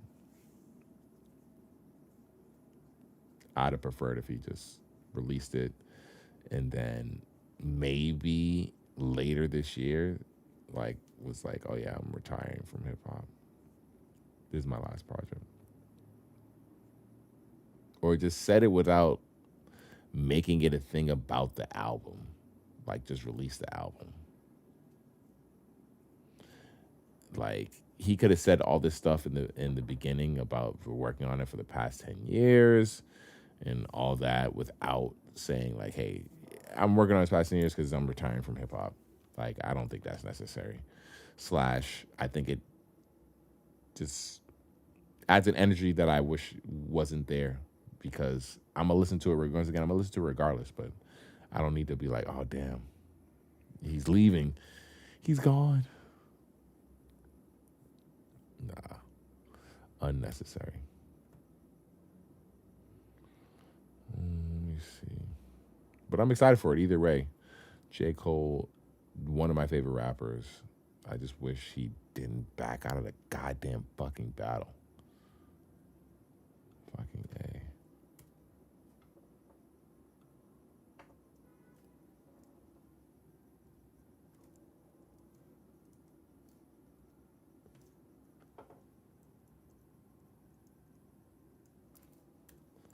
Damn, the ice cream man's really still outside like that? What the hell? Let me see. NFL. I'm okay. 2016. Supreme Nike, Nice Kicks, Marty Supreme, The Rip, one of the movies, Rolling Loud, ASAP Rocky album. Oh man, talked about a lot tonight. Talked about a whole lot. We talked about a lot tonight.